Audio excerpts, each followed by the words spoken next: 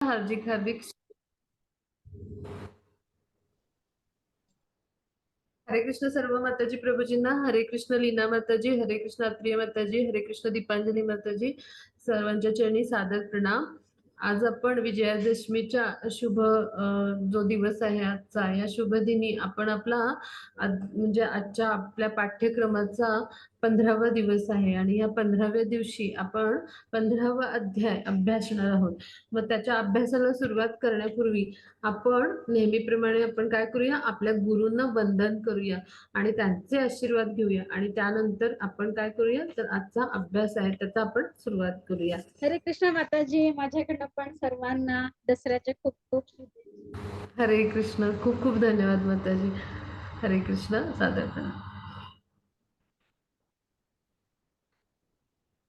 ओम नमो भगवते वासुदेवाय, ओम नमो भगवते वासुदेवाय, ओम नमो भगवते वासुदेवाय, ओम नमो भगवते वासुदेवाय. ओम अज्ञानतिमिरान्धस्य ज्ञानाञ्जनशलाकया चक्षुरुन्मिलितं येन तस्मै श्रीगुरवे नमः. श्रीचैतन्यमनोभीष्टं स्थापितं येन भूतले स्वयं रूप कदा मह्यं ददाति स्वपदान्तिकं.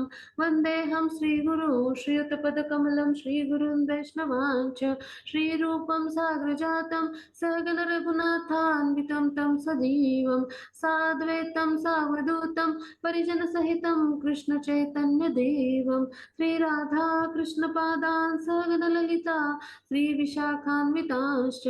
हे कृष्ण करुणा सिन्धो दीनबन्धो जगत्पते गोपीश गोपिका कान्त राधाकान्त नमस्तुते. तप्त काञ्चन गौरांगी राधे वृन्दावनेश्वरी वृषभानुसुते देवी प्रणमामि हरिप्रिये. वाञ्छाकल्पतरुभ्यश्च कृपा सिन्धुभ्य एव च पतितानां पावनेभ्यो वैष्णवेभ्यो नमो नमः. नमो ॐ विष्णुपादाय कृष्णपृष्ठाय भूतले श्रीमते भक्तिवेदान्त स्वामिन् इति नामिने. नमस्ते सरस्वती देवे गौरवाणी प्रचारिणे निर्विशेष शून्यवादी पाश्चात्य देशतारिणे. जय श्री कृष्ण चैतन्य प्रभु नित्यानंद श्री अद्वैत गदाधर श्रीवासादि गौरी भक्त वृंद. हरे कृष्ण कृष्ण कृष्ण हरे हरे, हरे राम राम राम हरे हरे, हरे कृष्ण कृष्ण कृष्ण हरे हरे, हरे राम राम राम हरे हरे. श्री चैतन्य महाप्रभु की जय हो. श्रीमद् भगवद गीता की जय हो. श्री प्रभु रामचंद्र की जय हो. श्री शिल प्रभुपाद की जय हो. श्री प्रभुपाद की जय. श्री प्रभुपाद यांचे द्वारा. तर आजच्या या पवित्र दिनी, या शुभ दिनी आपण आपले जे इस्कॉन मंगलोरचे आपले श्री श्री राधा गोविंदजी आहेत त्यांच्या चरणी साष्टांग नमन करूया. त्याचबरोबर आपले आपले सर्वांचे जे प्रमुख संस्थापक आचार्य असे जे आहेत, प्रमुख शिक्षागुरु इस्कॉनचे प्रमुख संस्थापक आचार्य त्यांच्या चरणी आपण साष्टांग नमन करूया आणि आपल्या आजच्या अभ्यासाला सुरुवात करूया.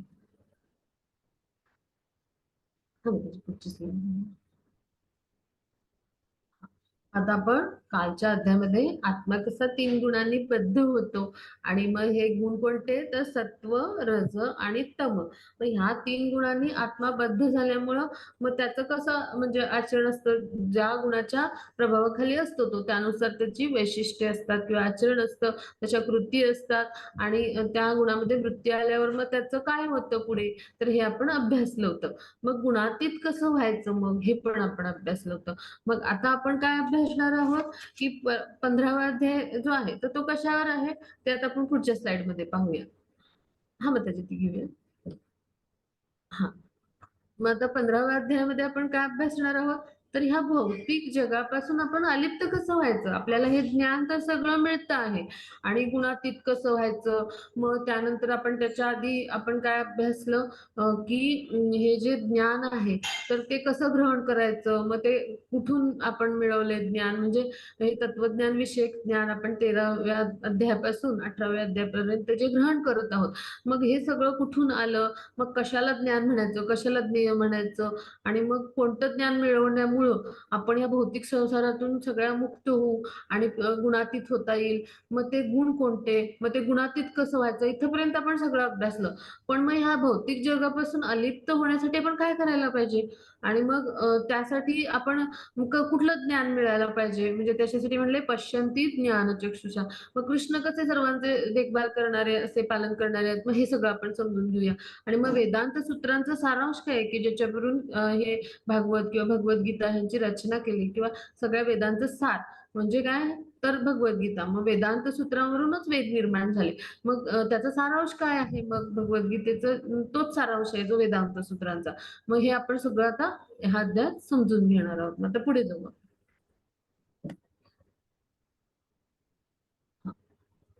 आता मी पहिला श्लोक वाचते. श्री भगवान उवाच ऊर्ध्वमूलमधः शाख अश्वत्थं प्राहुरव्ययम् छन्दांसि यस्य पर्णानि यस्यं वेद स वेदवित्. हरे कृष्ण माताजी. श्री भगवान म्हणाले, असा एक शाश्वत वटवृक्ष आहे ज्याचे मूळ वर आहे आणि शाखा खाली आहेत आणि पाने वैदिक मंत्र आहेत.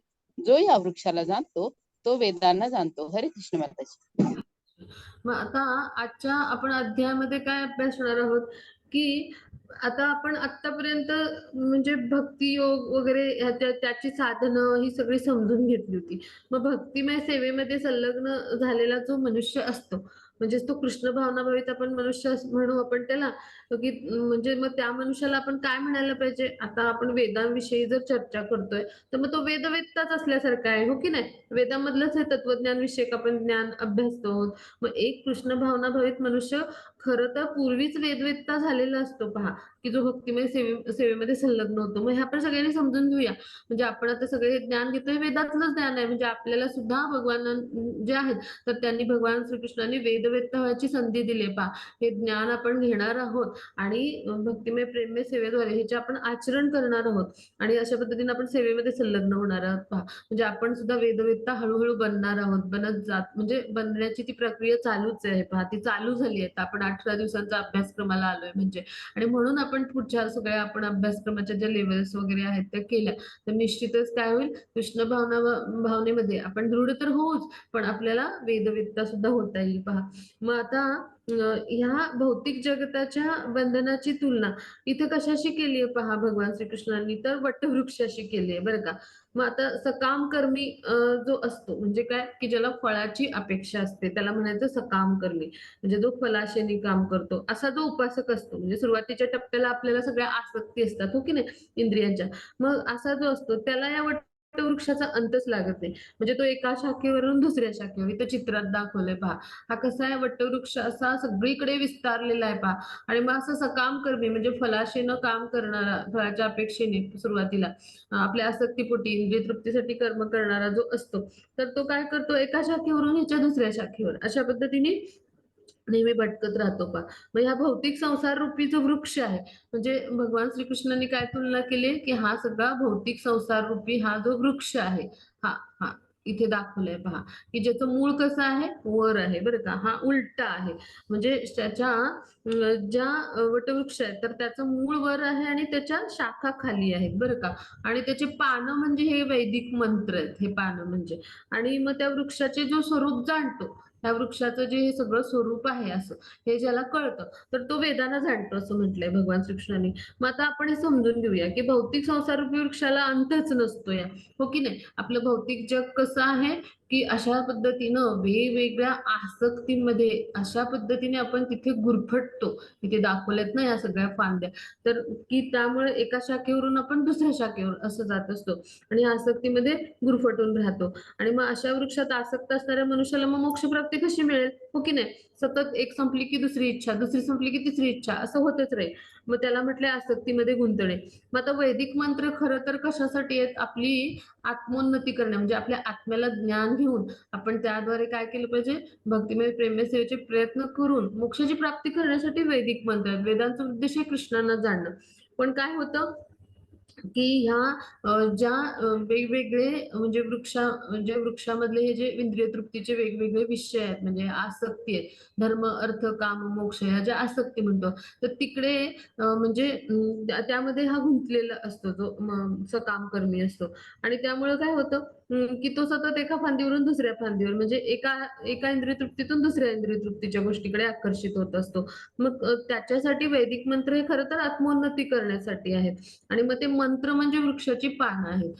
अशा पद्धतीने म्हणजे त्यांची रचना आहे. पण आपलं काय होतं, त्या वेदांचं उद्देश काय असतं, तर कृष्णांची प्राप्ती करणं. पण आपण कर्मकांडांकडे आकर्षित होतो, वेदामध्ये जे म्हणजे कर्मकांड वगैरे यज्ञ सांगितलेले आहेत, आणि आपण पुण्यकर्म म्हणजे पुन्हा असं काम कर्म तिकडे आकर्षित होतो. मग आपल्याला असं उच्च लोकात वगैरे स्थान मिळतं, म्हणजे उच्च लोकात पाहायचं देवता वगैरे असे आहेत बा, उच्च कोटीचे महात्मे असे इकडे हे गंधर्व असे सगळे जे आहेत ते उच्च लोकात त्यांना स्थान आहे पहा. मग असं आपल्याला त्या भौतिक लोकात उच्च लोकात असं स्थान मिळतं. आणि मग पुन्हा आपल्याला काय होतं की पुन्हा आपण आपलं तिथलं पुण्य क्षीण झालं की पुन्हा पृथ्वी लोकात म्हणजे मर्त्य लोकात पुन्हा येतो. म्हणजेच काय, तर आपण अशा पद्धतीने म्हणजे ह्या चक्रामध्ये नेहमी सतत गुंफलेले असतो किंवा गुरफटलेले असतो. मग याची मुळं कशी आहेत, तर ऊर्ध्व दिशेने वरच्या लोकांनी वरच्या बाजूने वाढतात. आणि वृक्षाचा आरंभ कुठून होतो, तर हे ब्रह्मलोक म्हणजे जो सगळ्यात शेवटचा लोक म्हणजे ऊर्ध्व लोकातला सगळ्यात वरचा लोक, तर तिथून होतो सर्वोच्च लोकांपासून. आणि असा जो मोहरूपी वृक्ष आहे, म्हणजे जो अविनाशी आहे हा वृक्ष, म्हणजे ही भौतिक प्रकृती जी आहे, हे भौतिक संसार हा कसं आहे, अविनाशी आहे, शाश्वत आहे.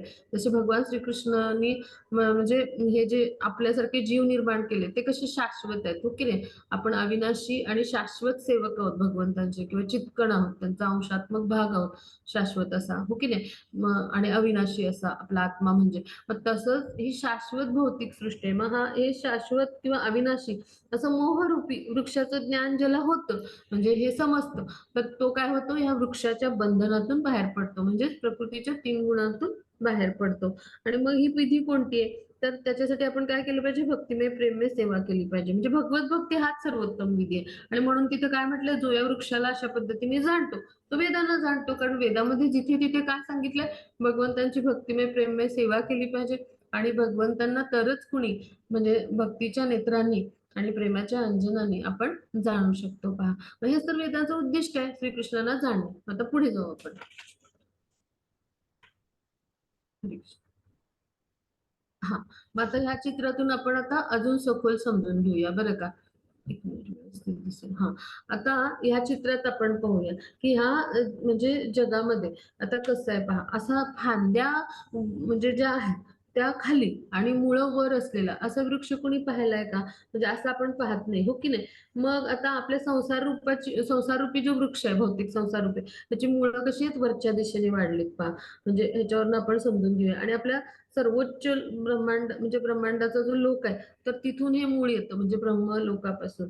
आणि मग त्यापासून हे सगळ्या म्हणजे इतर लोकांचा म्हणजे विस्तार होतो, या ब्रह्मांडाचा विस्तार होतो, विविध शाखारूपी म्हणजे विविध ग्रहमालिकांचा समावेश आहे पहा. म्हणजे या वृक्षाची फळं म्हणजे धर्म अर्थ काम मोक्ष ही कर्मफळं, म्हणजे ही पुन्हा भौतिकच झाली. मग आता असा वृक्ष तर कुणीच नाही पाहिला. पण आपण जर एखाद्या तळ्याच्या काठी गेलो, नदीच्या काठी गेलो, तर तिथे एखादा वृक्ष असतो, मग त्याचं त्या तीरावर प्रतिबिंब तिथल्या म्हणजे तीरावर जो वृक्ष असतो त्याचं पाण्यात पडलेलं असतं पहा. आणि मग या वृक्षाच्या फांद्या कशा असतात, तर खाली, तर मूळ वर दिसतं आपल्याला त्या पाण्यामध्ये. मग संसार रूपी आपला जो वृक्ष आहे म्हणजे हा, त्याला संसार रूपी म्हणजे ही भौतिक संसार रूपी जी भौतिक प्रकृती आहे, तर ह्याला काय म्हटलंय, संसार रूपी वृक्ष. आणि तो म्हणजे कसा आहे, तर वैकुंठ जे आहे म्हणजे आध्यात्मिक जगत जे आहे, म्हणजे जो वास्तविक वृक्ष आहे त्याचं केवळ काय आहे, प्रतिबिंब. म्हणजे हा जो वास्तविक वृक्ष आहे, गोलोक वृंदावन ज्याला आपण सर्वोच्च वैकुंठ म्हणलंय, मूळ वैकुंठ, तर ह्याचं हे काय आहे, प्रतिबिंब आहे हा वृक्ष म्हणजे. आणि मग म्हणजे ज्याप्रमाणे वृक्षाचं प्रतिबिंब पाण्यात स्थित असतं, हो की नाही, मग तसं आपल्या या वृक्षाचं प्रतिबिंब कशात स्थित आहे, ह्या भौतिक संसाररूपी वृक्षाचं हे प्रतिबिंब आहे. हे कशात स्थित आहेत? आपल्या इच्छांमध्ये पहा, वेगवेगळ्या आसक्तीमध्ये. आणि मग प्रतिबिंबित जे भौतिक म्हणजे आहे, तर ते त्याचं म्हणजे ते स्थित असण्याचं कारण काय आहे? म्हणजे प्रतिबिंबित भौतिक संसार जे आहे, तर तो स्थित किंवा त्याच्यामध्ये स्थित असण्याचं कारण काय आहे? म्हणजे वेगवेगळ्या आसक्ती किंवा इच्छा हेच त्याचं कारण आहे. आणि म्हणून तो कसा आहे? भौतिकच राहतो कायम तो, म्हणजे वृक्ष आहे तो. मग या संसारातून ज्याला बाहेर पडण्याची इच्छा आहे, म्हणजे या भौतिक संसारातून, म्हणजे आपल्या जर इच्छा असतील, आसक्ती असतील, तर त्या इंद्रिय तृप्तीच्याच गोष्टी झाल्या, हो की नाही? म्हणून तिथं ते भौतिकच राहील कायम. ह्याच्यावरनं हा भाग आपण समजून घेऊया थोडासा. आणि मग ह्या भौतिक संसार रूपी, म्हणजे त्यामुळे आपण 3 गुणामध्ये बांधलेलेच राहू. मग या भौतिक संसार रूपी वृक्षात म्हणजे जो आहे, तर ह्याच्यातून आपल्याला जर बाहेर पडायची इच्छा असेल, म्हणजे त्या भौतिक संसारातून बाहेर पडायचं असेल, तर आपल्याला ह्या वृक्षाचं ज्ञान घेतलं पाहिजे. तेव्हाच आपण काय करू? ह्या वृक्षाशी असलेला आपला संबंध छेदू शकू पहा. मग आता इथं समजून घेऊया, की जसं आध्यात्मिक जगतात सगळं काही असतं, तसंच भौतिक जगतात असतं पहा. मग आता वृक्षाचं हे प्रतिबिंब आहे, हो की नाही? जे भौतिक जग आहे. मग आता इथं आपण समजून घेऊ, की भगवान जे आहेत, तर ते कोण आहेत? स्वतः म्हणजे सर्वोच्च नियंत्रक आहेत. आणि त्यामुळं ही व्यक्त सृष्टी आहे, ही कशी आहे? भौतिक आहे. म्हणजे ही जी व्यक्त सृष्टी आहे, हे भौतिक प्रतिबिंब जे आहे, तर ही कशी आहे? तर ही जी आहे, तर ती भगवंतांच्या भौतिक शक्तीचं प्रकटीकरण आहे. ती कशी अनित्य आहे. म्हणजे काय होतं? ब्रह्माजींचा एक जेव्हा दिवस सुरू होतो, तर तेव्हा ती निर्माण होते आणि मग ब्रह्माजींचं एक रात्र सुरू झाली, की ती नष्ट होते. म्हणजे ही कशी अनित्य आहे. म्हणजे ती निर्माण होते आणि कार्यान्वित होते, विकास पावते आणि पुन्हा नष्ट होते आणि असं चक्र सुरूच राहतं. आणि मग अशी जर ती अनित्य असेल, म्हणजे ह्याच्यावरून समजून घेऊया, तर कुठलंही प्रतिबिंब कसं असतं? असत्य असतं. कारण ते कधी दिसतं, तर कधी दिसत नाही. मग तसंच भौतिक सृष्टीचं आहे. आणि म्हणून ज्या मूळ स्थानापासून हे प्रतिबिंब निर्माण झालं, की जे अनित्य आहे, म्हणजेच आपला भौतिक संसार किंवा भौतिक प्रकृती, तर ते स्थान मात्र शाश्वत असतं, हो की नाही? म्हणजे माझं प्रतिबिंब जर असेल पाण्यात पडलेलं, तर मी मूळ व्यक्ती म्हणून शाश्वत असते किंवा मूळ व्यक्ती जी असते ती शाश्वत आहे. प्रतिबिंब आभासी असतं. मग तसंच आहे. तर हे जे प्रतिबिंब ज्यापासून निर्माण झालंय, ते स्थान शाश्वत आहे. मग आपण वास्तविक वृक्षाचं हे प्राकृत प्रतिबिंब छेदलं पाहिजे. म्हणजेच काय, की पाण्यात एखादा खडा टाकला, तर पाण्यात वलय उठतात आणि हे जे प्रतिबिंब आहे, तर ते काय होतं? तर छेदलं जातं. मग तसं आपण ह्या भौतिक जगाचं प्राकृत म्हणजे प्रतिबिंब आहे, तर ते आपण छेदलं पाहिजे. मग ह्या भौतिक जगाची आसक्ती कशी छेदायची? हेच आपण जाणून घ्यायचं. आणि हे जाणण्यासाठीच काय आहेत? वेद आहेत. पण आपलं काय होतं? आपण कर्मकांडांकडे आकृष्ट होतो आणि त्या हिरव्यागार पानांकडे आकृष्ट होतो. म्हणजेच काय, त्यातले जे अ, यज्ञविधी वगैरे आहेत आणि त्यामुळे काय होतं, की आपण पुण्यकर्म करतो. पण या वेदांचा उद्देश काय आहे? वेदामध्ये जसं कर्मकांडाचा भाग आहे, तसं ते उपासना कांड पण आहे, भक्तिकांड पण आहे, ज्ञानकांड पण आहे. मग आपण काय केलं पाहिजे? अशा पद्धतीनं भगवंतांनी स्वतः सांगितल्याप्रमाणे हे प्रतिबिंब छेद आहे. आणि आपण आध्यात्मिक जगतरूपी जो वास्तविक वृक्ष आहे, म्हणजे हा वृक्ष हा जो आहे, तर त्याची आपण प्राप्ती करायचा प्रयत्न करायचा. आणि हेच वेदांचं मूळ उद्देश आहे पहा. आणि आपण हे प्रयत्न कसे करायचे, हे आपल्या आजच्या अध्यायात शिकणार आहोत. आता आपण पुढे जाऊया. हा, मग आता हा माताजी वाच. हा, हरे कृष्ण माताजी. हा या वाचा. या वृक्षाच्या त्रिगुणांनी पोषण केलेल्या शाखा खाली आणि वर पसरलेल्या आहेत. यांच्या डहाळ्या म्हणजे इंद्रिय विषय आहेत. या वृक्षाची मुळे खाली पसरलेली आहेत आणि ती मानव समाजाच्या सकाम कर्माशी बांधली गेली आहेत. हरे कृष्ण माताजी. हरे कृष्ण. मग आता या वृक्षाच्या ज्या म्हणजे पोषण केलेल्या शाखा, म्हणजे ह्या ज्या आहेत त्या खालीवर पसरल्यात पोषण केलेल्या, तर ह्या कशाने पोषण केल्या? तर त्या त्रिगुणांनी, म्हणजे कुठले? सत्व रज तम. काल आपण सखोल अभ्यासले, हो की नाही? सगळ्या गुणांची विषय. मग त्यांनी ह्या सगळ्या डहाळ्या किंवा शाखा पोषण केल्यात बरं का. आणि मग ह्या सगळ्या सर्व दिशेने अशा पसरल्यात पहा, इकडे सगळ्या अशा भरपूर पसरलेल्या आहेत. म्हणजे मग आता आपण चित्रात पाहूया. मग आता जिथे आधीच्या स्लाइडचं रंगीत चित्र जरा दाखवा, किंवा पुढच्या स्लाइड मध्ये पण आहे बघा, ह्याच्या पुढच्या स्लाइड मध्ये सुद्धा आहे. हा, कुठलेही चालेल. हा, तर आता ह्या ज्या आहेत त्याच्या खालच्या बाजूला पहा. हा, तर मनुष्य आहे इथे खालच्या बाजूला इथे, आणि मग घोडे आहेत पहा इथे, दिसतात का आपल्याला? इथे मनुष्य दिसतो, मग घोडे दिसतात, मग गायी दिसतात इकडे. आणि मग कुत्री, मांजरं अशा विविध योनी आहेत पहा इकडे. असे अशा पद्धतीने छोट्या छोट्या योनी सगळ्या आहेत. तर हे काय आहे, तर ह्या जीवांच्या म्हणजे खालच्या भागाशी काय आहेत, तर ह्या सगळ्या म्हणजे निम्न योनी आहेत पहा. म्हणजे जशी शरीर आणि योनी म्हणजे ज्या असतात तर त्या निर्माण होत जातात. तर खालच्या भागात काय आहे, त्या वृक्षाच्या निम्न योनी आहेत. मग वरच्या भागाची पहा, तर देवता, त्यानंतर गंधर्व सगळे अशा पद्धतीने आहेत पहा. इथे उच्च म्हणजे उच्च लोकातले हे सगळे लोक आहेत पहा. म्हणजे उच्च तर जे जीवात्मा आहेत ते उच्च लोकामध्ये आहेत. म्हणजे ब्रह्मलोकापर्यंत जन, तप, महे. मग ह्या वृक्षाची वाढ कशी होते म्हणजे पाण्याने होते. तशी आपल्या वृक्षाची वाढ होते त्रिगुणांनी म्हणजे 3 गुणांनी.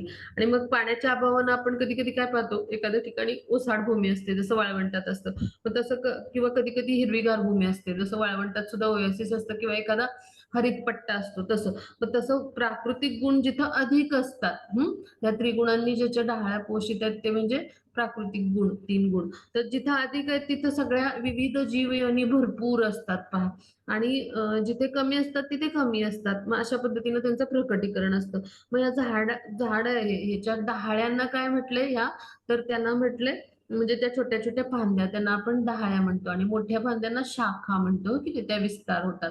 मग या डहाळ्या ज्या आहेत, तर त्या काय आहेत, तर त्या इंद्रियांचे विषय आहेत पहा. म्हणजे प्रत्येकाच्या इथे इंद्रिय विषयांचं चित्र आहे बघा. प्रत्येक डहाळीच्या टोकाला असं इंद्रिय विषय, इथं डोळा आहे, इथं अशा पद्धतीने प्रत्येक इंद्रिय विषय आहे, ते मुख आहे, असं सगळ्याचं चित्र आहे. म्हणजेच काय ते इंद्रिय विषय आहेत. आणि मग आता जे प्राकृतिक गुण आहेत त्यांच्या विकासाद्वारे हे विविध इंद्रिय विकसित होतात. आणि मग हे इंद्रिय विषयांद्वारे आपण काय करतो, इंद्रिय विषयांच्या द्वारे आपण कान म्हणजे प्रत्येक शाखेच्या अग्रभागी जे कान, नाक, डोळे सगळी इंद्रिय आहेत. तर त्यामुळे काय होतं, आपण इंद्रिय उपभोग करतो पहा. म्हणजे आपल्या इंद्रिय उपभोगाच्या गोष्टी आहेत, तर त्या आपण करायला सुरुवात करतो. मग डहाळे म्हणजे काय आहेत, तर शब्द, रूप, स्पर्श असे ते इंद्रिय विषय आहेत. मग आता ह्याची अंगभूत मुळं पण आहेत बरं का ह्याला. म्हणजे अंगभूत मुळं जी आहेत, म्हणजे आता या फांदीला जी आहेत अंगभूत मुळं, अशी फांद्यांना खाली मुळं फुटलेली असतात. मग ती म्हणजे काय आहेत, राग आणि द्वेष म्हणजे ही मुख्य मुळं बरं का, अशी प्रत्येक ह्याला फुटलेली असतात ती. आणि मग जी विविध प्रकारची दुःख असतात ती काय असतात, आपल्या इंद्रिय भोगाची म्हणजे उपफळं. म्हणजे एखादा इंद्रिय उपभोग आपल्याला करता नाही आला तर आपल्या मनात दुःख होतं, आपल्या मनासारखं नाही झालं की त्याला म्हणायचं उपफळं इंद्रिय भोगाची. आणि पुण्य आणि पापवृत्ती ह्या सुद्धा ह्या दुय्यम मुळांपासून. मग त्यामुळे काय होतं, आपल्या कृती एकतर चांगल्या होतात किंवा वाईट होतात. मग पुण्य आणि पापवृत्ती त्यामुळेच तर निर्माण होते. मग ह्या दुय्यम मुळांपासून त्याचा विकास झालाय असं म्हटलं जातं. आणि ही मुळं कशी आहेत बघा, सगळ्या दिशेने अशी म्हणजे ही सगळी अशी पसरलेली असतात. आणि मग ही कशी असतात, म्हणजे खाली वर अशी सगळीकडे पसरलेली असतात पहा. म्हणजे वृक्ष कुठून सुरू झालाय आणि कुठं संपलाय ह्याचा काही आपल्याला म्हणजे काही कळतच नाही. म्हणजे कुठं त्याचा अंत झालाय आणि कुठं प्रारंभ असं इथं काय वृक्षात समजते का आपल्याला? तर अशा पद्धतीचं आपण गुरफटून जातो ह्या भौतिक प्रकृतीमध्ये. आणि म्हणून मग ह्याचा विकास कसा आहे, तर मूळ ब्रह्मलोकापासून मानवी म्हणजे ग्रहमालिकांपासून ही सगळी मुळं विस्तारित होतात. आणि मग हे सगळं समजून उच्चतर लोकामध्ये आपण विविध पुण्यकर्म फळांचा भोग घेतो आणि मग पुन्हा खाली पृथ्वीवर येतो. म्हणजेच काय, की आपण जी पुण्यकर्म करतो त्यामुळे ती क्षीण झाली की पुन्हा ही म्हणजे ज्या गोष्टी आहेत म्हणजे ह्या सुखाच्या गोष्टी किंवा इंद्रिय तृप्तीच्या गोष्टी आहेत, तर ह्या सगळ्यांचा उपभोग घेतला की पुन्हा पृथ्वीवर येतो. पुन्हा पूजा करतो, पुन्हा सकाम कर्म करतो, कर्मकांड करतो आणि पुन्हा आपण म्हणजे त्याच्या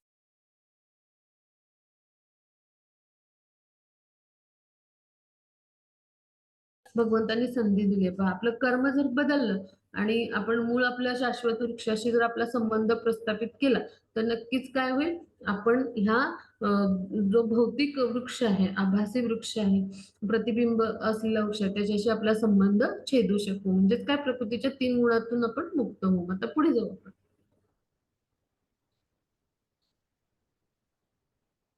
हां, माताजी.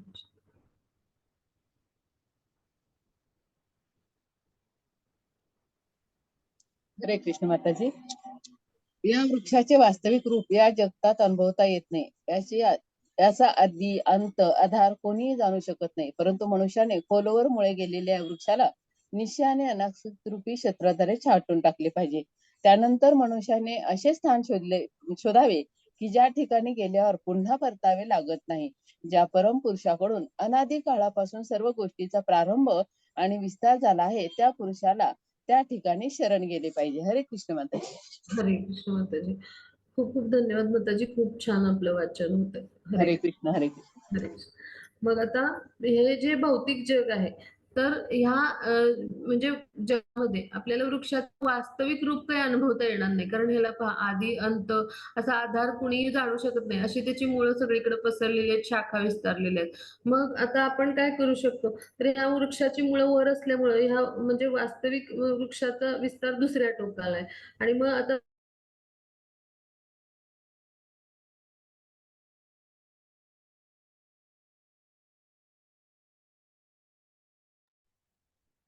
हरे कृष्ण माताजी, तुमचा आवाज ब्रेक होतोय मध्ये मध्ये. हो, हरे कृष्ण माताजी. म्हणून मी व्हिडिओ ऑफ ठेवलाय. माझं जरा नेट अनस्टेबल आहे. मी समोर घेऊन बोलते. आता येतोय आवाज माताजी? हा, तुम्ही पुन्हा हरे रिपीट करा कृष्ण. आता ह्याच्या आधी जे काय बोललात ते. हो, हो. बोलते. असं झालं की सांगा मला. आज इंटरनेट कनेक्शन फार अनस्टेबल आहे माझी. हा, इथं ठीक आहे, सतत ती येते. हां, सांगा. ठीक आहे. हरे कृष्ण. मग आता आपण समजून घेऊया की ह्या प्राकृतिक जगामध्ये म्हणजे ह्या भौतिक जगामध्ये वटवृक्षाचं ह्या वास्तविक जे रूप आहे ते आपल्याला काही अनुभवता येत नाही, जाणता येत नाही. कारण वृक्षाची मुळं कशी आहेत? वर आहे आणि वास्तविक वृक्षाचा विस्तार दुसऱ्या टोकाला आहे. म्हणजेच काय हे भौतिक जग असं विखुरलेलं आहे सगळं. आणि मग हा इतका म्हणजे त्याला म्हणजे आदी, अंत, मध्य असं काही नाहीच आहे. म्हणजे असा आधार कोणी त्याला नाहीये. हे आपल्याला म्हणजे त्याचा प्रारंभ कुठे झाला आणि कुठेपर्यंत विस्तार झाला आपल्याला काही समजू नाही शकत. आणि म्हणून आपण एका फांदीवरून दुसऱ्या फांदीवर जातो. म्हणजे मग ह्या वृक्षाचं मूळ कारण काय हे शोधलं पाहिजे. म्हणजे एका फांदीवरून दुसऱ्या फांदीवर जातो म्हणजे आपण इंद्रिय तृप्तीची साधनं असतात ती शोधत राहतो. मग कशात जास्त आनंद मिळतो असं आपलं होतं आणि आपण तो आनंद शोधत असतो. परमानंदाचं ठिकाण थोडक्यात. हो की नाही? आपल्याला शाश्वत आनंद हवा असतो, शाश्वत समाधान हवं असतं, मनःशांती हवं असतं. मग आता आपण ती कारणं शोधली. तर मी माझ्या आता वडिलांचा पुत्र आहे. मग माझे वडील हे अमुक पित्याचे पुत्र आहेत. असं आपण शोधत, शोधत, शोधत गेलो. तर आपण कुठं पोहोचू? तर गर्भोदक शाही विष्णूंच्या नाभी कमळातून उत्पन्न झालेले ब्रह्मदेव त्यांच्यापर्यंत येऊन पोहोचू. त्यांनी ही सृष्टी निर्माण केली. ते आपले पिता आहेत आणि भगवान कोण आहेत? आपले प्रपितामह. म्हणजे अशा पद्धतीने आपल्याला समजेल. मग आता अशा पद्धतीने जेव्हा आपण पोहोचू तेव्हा आपण कुठेपर्यंत जाऊ? आज त्याचं मूळ म्हणजे कोण आहेत? पुरुषोत्तम भगवान. मग तिथं आपलं शोधकार्य संपते. मग आता भगवान श्रीकृष्णांना जो जाणतो म्हणजे तर तो ह्या वृक्षाचं मूळ म्हणजे भगवान पुरुषोत्तम आहेत किंवा श्रीकृष्ण आहेत. तर ह्यांचा त्यांनी शोध घेतला पाहिजे. हो की नाही? मग आता भगवान श्रीकृष्णांचं स्वरूप जाणलं आपण आणि जाण्याचा प्रयत्न केला. आता भगवद्गीता अभ्यासतोय. तर ह्या माध्यमातून आपण भगवान श्रीकृष्णांचे उपदेश म्हणजेच त्यांना जाण्याचा प्रयत्न करतोय. म्हणजे भगवंतांचे उपदेश आणि भगवान.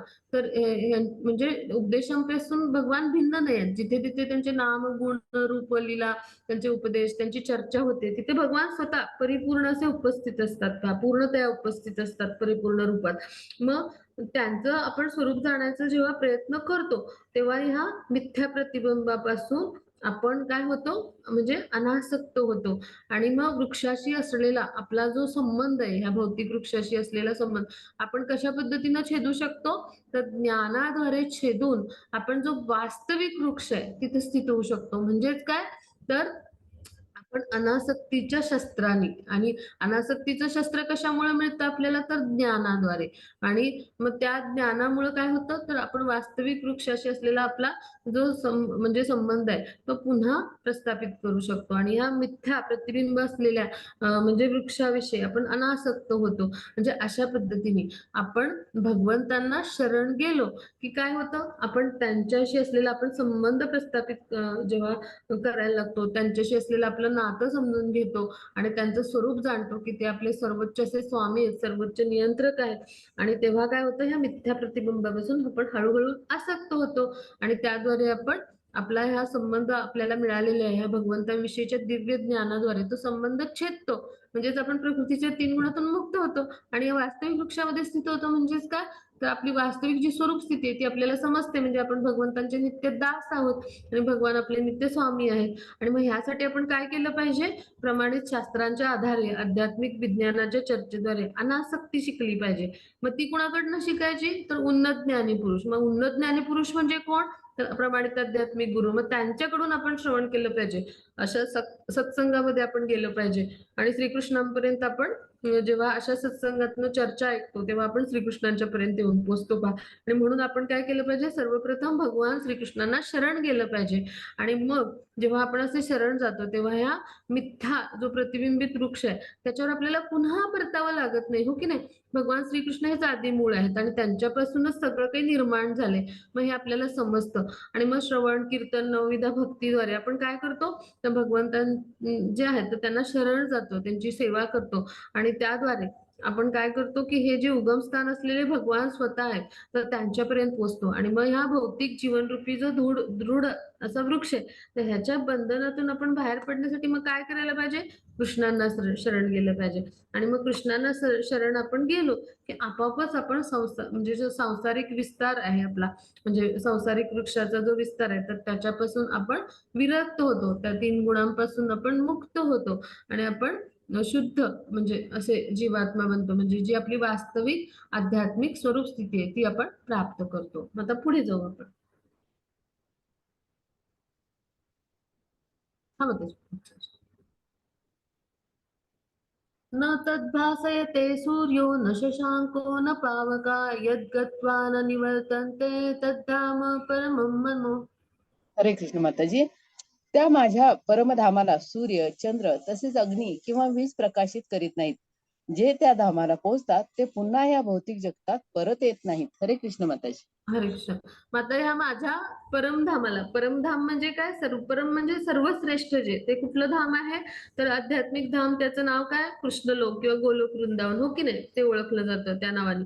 मग आता वैकुंठ लोक म्हणजे आपण म्हणतो म्हणजे ते मूळ वैकुंठ आहे गोलोक वृंदावन. मग त्या वैकुंठ लोकामध्ये सूर्यप्रकाश, चंद्रप्रकाश, अग्नी, वीज ह्याची काही आवश्यकता नाही. सगळे ग्रहलोक स्वयंप्रकाशित आहेत. म्हणजे काय, तर एकमेव सूर्य जो आहे भौतिक जगामध्ये तर त्याला प्रकाश कुठून मिळतो, तर भगवान श्रीकृष्णांच्या ब्रह्मज्योतीतून त्याला प्रकाश मिळतो.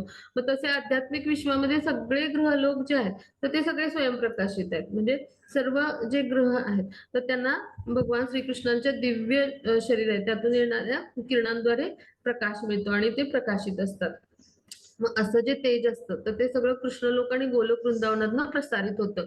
आणि मग ह्या तेजाचा काही भाग महत्तत्व आपण जे अभ्यासले ना 24 तर त्यांनी किंवा भौतिक जगताने व्यापलाय.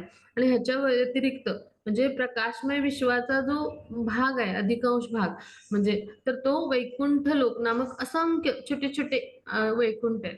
तर त्यांना म्हणजे तर ते आध्यात्मिक ग्रह लोकच आहेत. आणि तिथे भगवंतांची ही वेगवेगळे अवतार रूप आहेत. म्हणजे नारायण रूप किंवा अशी वेगवेगळी अनिरुद्ध रूप, त्यानंतर प्रद्युम्न रूप, अशा वेगवेगळ्या रूपांमध्ये ते म्हणजे त्यांनी ते तिथले स्वामी आहेत. म्हणजे आणि त्या वैकुंठ जे आहेत अशी असंख्य वैकुंठ आहेत तर त्या ग्रहलोकांनी तो व्यापलेला आहे. मग त्याच्यातला गोलोक वृंदावन हा प्रमुख आहे. म्हणजे इथे चित्रात पहा ही छोटी छोटी वैकुंठ आहेत. तर प्रत्येक ठिकाणी भगवंतांचं एक वेगळा अवतार आणि रूप आहे, विस्तार अवतार आहे. आणि मग ह्याच्या मध्यभागी हे गोलोक वृंदावन आहे असं आपण समजून घेऊया. मग आता ह्या सगळ्या आध्यात्मिक जगताला भगवान श्रीकृष्णांच्या या शरीरातून येणारे जे दिव्य किरण आहेत तर ते प्रकाशमान करत असतात सूर्यचंद्रांना पण. मग आता आपण हे समजून घ्यायला पाहिजे की ह्या विकृत आणि मिथ्या प्रतिबिंबातून आपल्याला जर सुटका करून घ्यायची असेल तर आपण काय केले पाहिजे, तर जोपर्यंत आपण ह्या अंधकारमय भौतिक जगतात असतो त्याला प्रकाश कोण देतं, सूर्य.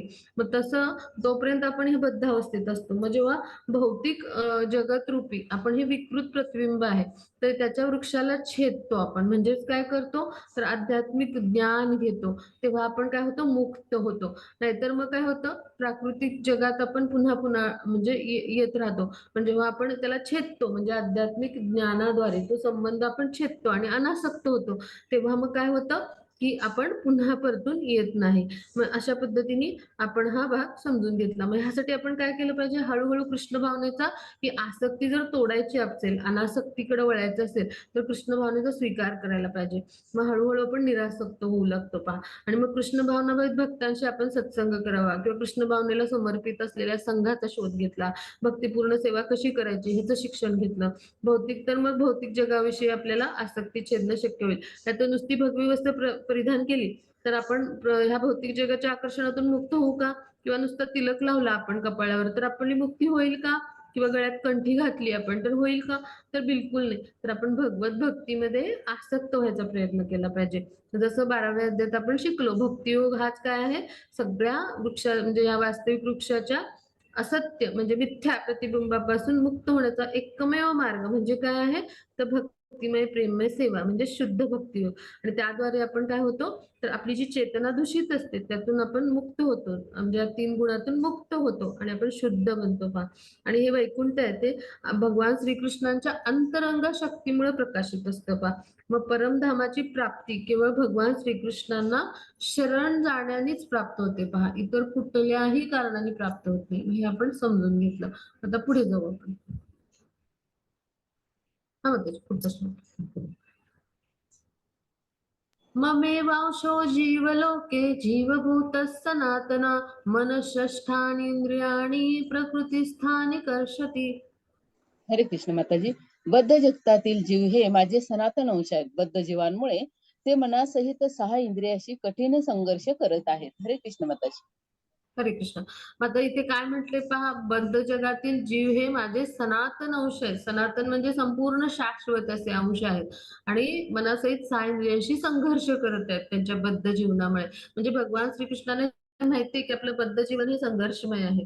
आता पहा भगवान काय म्हणतात, ममेवांशो जीवलोके म्हणजे माझे अंश आहेत. कुणी आपल्याला विचारलं कशावरून तुम्ही म्हणता की भगवान श्रीकृष्णांचे आम्ही अंश आहोत, त्यांचे सुपुत्र सुपुत्री आहोत, मग त्यांचे आम्ही जीवात्मक अंश आहोत किंवा एक चित्कण आहोत आणि आम्ही अविनाशी आहोत, आत्मा आहे आमचा जो अविनाशी असतो, म्हणजे जो अजन्म असतो, असं आपल्याला कोणाला विचारलं तर हा श्लोक सांगायचा, ममेवांशो जीवलोक माझेच अंश आहेत.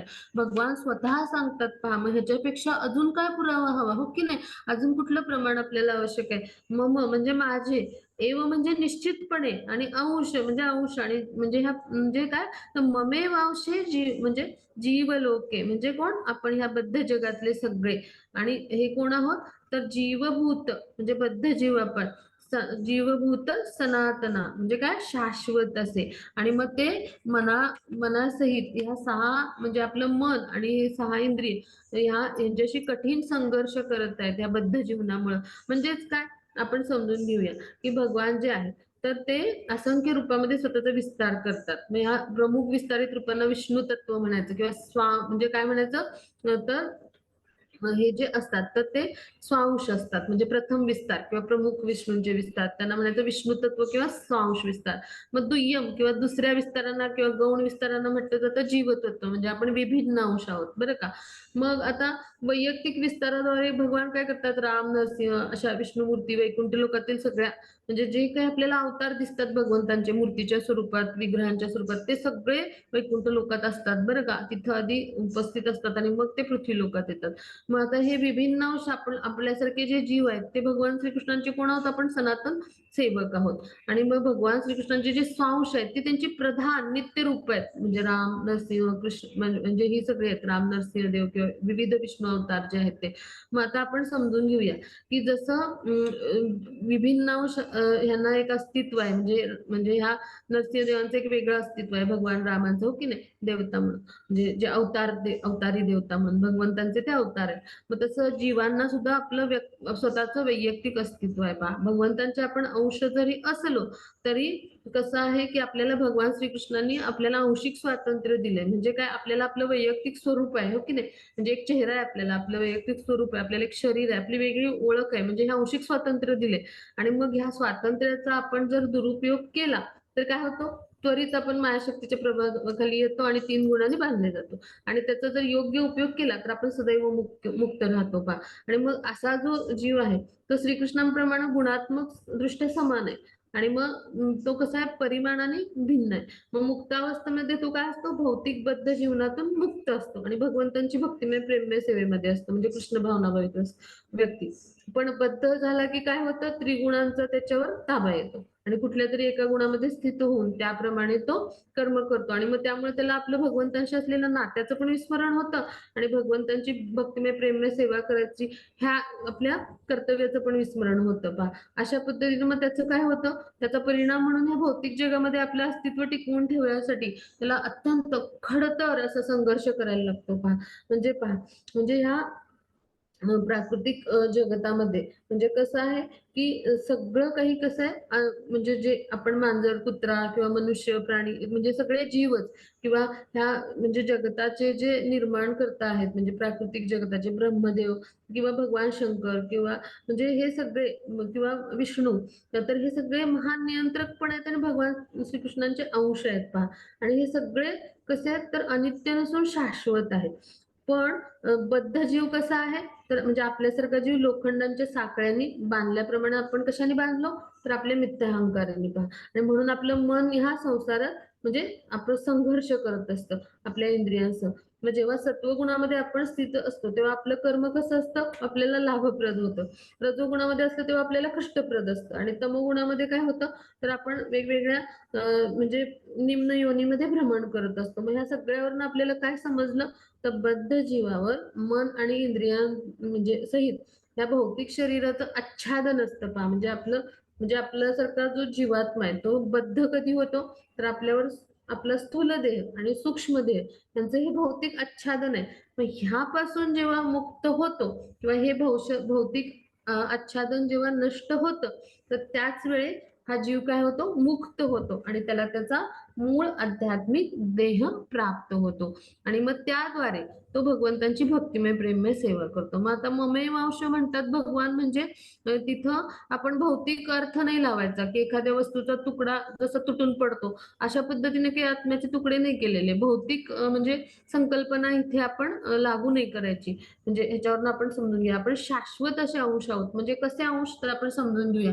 हा जो अग्नी आहे तर त्याचा एक ठिणगी म्हणजे तर तिच्यामध्ये पण प्रकाश देणं आणि तापमान म्हणजे ताप देणं तर म्हणजे तापमान त्याचं हे गुण असतात पहा की जे ह्या पूर्ण अग्नीमध्ये असतात. तर तसं आपण त्यांचे कोण आहोत अंशात्मक भाग आहोत आणि म्हणून आपण हे समजून घेतलं पाहिजे की जोपर्यंत आपण आपलं मूळ आध्यात्मिक शरीर प्राप्त करत नाही तोपर्यंत आपण म्हणजे भगवंत म्हणजे आपली जी स्वरूप स्थिती आहे म्हणजे मूळ आध्यात्मिक देह तोपर्यंत आपण भगवंतांची सेवा नाही करू शकत. कालच्या अध्यायात आपण अभ्यासलं म्हणजे एखाद्या राजाचा स्वीय सहाय्यक व्हायचं असेल तर आपल्याला ती पात्रता अंगी बाणवायला हवी. मग भगवंतांची सेवा करायची असेल तर भगवंतांशी आपण गुणांनी समान व्हायला पाहिजे. त्या ब्रह्मस्तरावर आपण त्यांच्याशी एकरूप व्हायला पाहिजे आणि हे जेव्हा हे कधी आपण करू शकतो म्हणजे आपण आपली जरी वैधानिक स्थिती अशी आहे की भगवंतांशी आपण गुणांनी समान आहोत म्हणजे सोन्याचं एक कण देखील सोनंच असतं म्हणजे खाणीतल्या सोन्याच्या एक कणामध्ये पण तितकंच सोनं असतं की जे सोन्याच्या दागिन्यांमध्ये असतं फक्त परिमाणाने आपण कसं असतो भिन्न असतो गुणांनी समान. मग तसे आपण भगवंतांशी त्यांचे अंश असल्यामुळे गुणात्मक दृष्ट्या श्रीकृष्णांची समान आहोत पण आपण बद्ध झालेलो आहोत आणि म्हणून मनासहित या सहा इंद्रियांशी या भौतिक प्रकृतीमध्ये संघर्ष करत आहोत आणि म्हणून आपण हे बद्ध जीवन आहे तर हे आपण कशा पद्धतीनं आपण हे बद्ध जे आपले गुण आहेत आपल्याला जे बांधतात तर त्यांना कशा पद्धतीनं तो जो भौतिक संसार रूपी वृक्ष आहे तर ते ज्याच्यामध्ये आपल्याला हे तीन गुण काय करतात तर बद्ध करतात त्याला कसं छेदायचं तर तेच आपण आता अभ्यासतो आहोत. मग आता आपण शिकलो की आपण ज्ञानाने आणि अनासक्तीच्या शस्त्राने त्याला छेदू शकतो. आता पुढे जाऊ आपण आता जी तो श्लोक हरे कृष्ण हरे कृष्ण. शरीरं यद्वाप्नोति यच्च पिक्रामतीश्वरा गृहीत्वा निसंयाति वायुर्गन्धानि वाशयात्. हा माताजी. हरे कृष्ण. ज्याप्रमाणे वायू आपल्याबरोबर गंध घेऊन जातो त्याचप्रमाणे भौतिक जगतातील जीव आपल्याबरोबर जीवनातील विविध संकल्पना एका देहातून दुसऱ्या देहात घेऊन जातात. अशा रीतीने तो एका प्रकारचा देह धारण करतो आणि पुन्हा दुसरे शरीर धारण करण्याकरिता पहिल्या देहाचा त्याग करतो. हरे कृष्ण माताजी. हरे कृष्ण. मग आता इथं खूप सुंदर उदाहरण दिले पहा, ज्याप्रमाणे वायू काय करतो, म्हणजे आता वारा वाहतो, तर त्याद्वारे काय होतं, तर आपल्या बरोबर गंध घेऊन जातो तो वायू.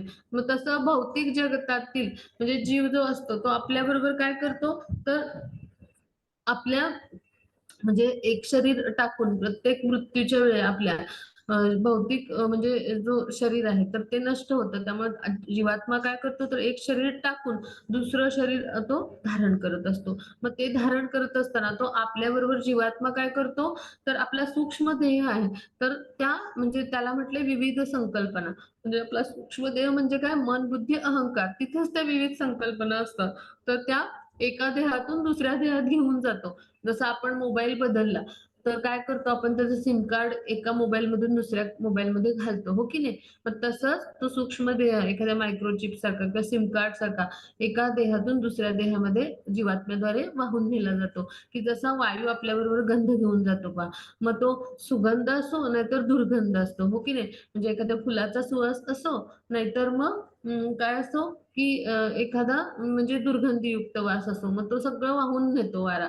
मग तसंच आपले दुर्गुण असो, अनेक जन्मांचे कुसंस्कार असो, नाहीतर सुसंस्कार असो, त्या सूक्ष्म देहातून म्हणजे सूक्ष्म देहाची म्हणजे ती म्हणजे त्याचं वाहन होतं. म्हणजे तो कसा असतो, सूक्ष्म देह जो असतो त्याच्या माध्यमातून ह्या संकल्पना सगळ्या ज्या असतात, तर त्या दुसऱ्या एका देहातून दुसऱ्या देहात घेऊन जातो तो. आणि मग काय होतं, तिथं जो काही देह त्याला मिळतो, त्या म्हणजे तर त्यानुसार म्हणजे त्याचं दुसरं शरीर जे आहे ते म्हणजे त्याला जे मिळालेलं असतं तिथं त्या संकल्पना कार्यान्वित केल्या जातात आणि पहिलं शरीर त्यागून तो दुसऱ्या शरीरामध्ये त्या संकल्पना अशा पद्धतीने वाहून नेतो, की जसं वारा आपल्याबरोबर गंध घेऊन जातो. म्हणून मग आपल्याला जेव्हा शरीर प्राप्त होतं, म्हणजे पुढचं चित्र बघूया. हां, मग त्याची पुढची स्लाईड दाखवूया. हां, मग तिथं आता अशा पद्धतीनं जीव काय करतो, दुसरं शरीर त्याला म्हणजे तो धारण करतो. मग मनाशी केंद्रित झालेली कान, नेत्र, जिव्हा, नाक, स्पर्श इत्यादी त्याला सगळी इंद्रिय मग प्राप्त होतात. त्या सूक्ष्म देहातील विविध संकल्पना आणि स्मृती असतात साठवलेल्या. तर त्यामुळं आणि मग त्यामुळं काय होतं, त्याला विशिष्ट इंद्रिय समूहाचा तो पुन्हा उपभोग घेतो. म्हणजेच काय, दुसऱ्या शरीरात जाऊन त्या इंद्रियांचा विकास होतो त्यांच्या संकल्पनांद्वारे आणि तिथं इंद्रिय तृप्तीच्या गोष्टी म्हणजेच आपले सकाम कर्म त्या मिळालेल्या देहानुसार सुरू होतात. जर मला मनुष्याचा देह मिळाला तर तशी कर्म सुरू होतील. आपण पाहिलं तर कुत्र्या मांजरांचा देह मिळाला तशी कर्म सुरू होतील. अशा पद्धतीनं तो इंद्रिय समूहाचा उपभोग घेतो. म्हणजेच काय, सकाम कर्म करायला लागतो. जे काही निवासस्थान शरीर मिळतं तर तिथं त्या विविध संकल्पनांचा विकास होऊन त्या इंद्रियांद्वारे इंद्रिय तृप्तीच्या गोष्टी तो करू लागतो. आता पुढे जाऊ आपण. हा वाटतं हरे पुढची slide. कृष्ण माताजी. अशा प्रकारे जीव दुसरे स्थूल शरीर धारण करून मनाशी केंद्रित झालेले कान, नेत्र, जिव्हा, नाक आणि स्पर्श इत्यादी विशिष्ट प्रकारची इंद्रिय प्राप्त करतो. अशा रीतीने तो एका विशिष्ट प्रकारच्या इंद्रिय विषय समूहाचा उपभोग घेतो. हरे कृष्ण माताजी. त्याच्या पुढची स्लाइड घ्या वाटतं.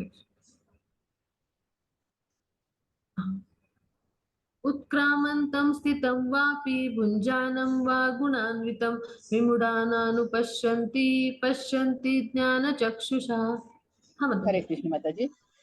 जीव आपल्या देहाचा त्याग कसा करतो, तसेच प्राकृतिक गुणांच्या प्रभावामुळे तो कोणत्या प्रकारच्या देहाचा उपभोग घेतो हे मूर्ख लोक जाणू शकत नाहीत. परंतु ज्याला ज्ञान चक्षु आहेत तो हे सर्व पाहू शकतो. हरे कृष्ण माताजी.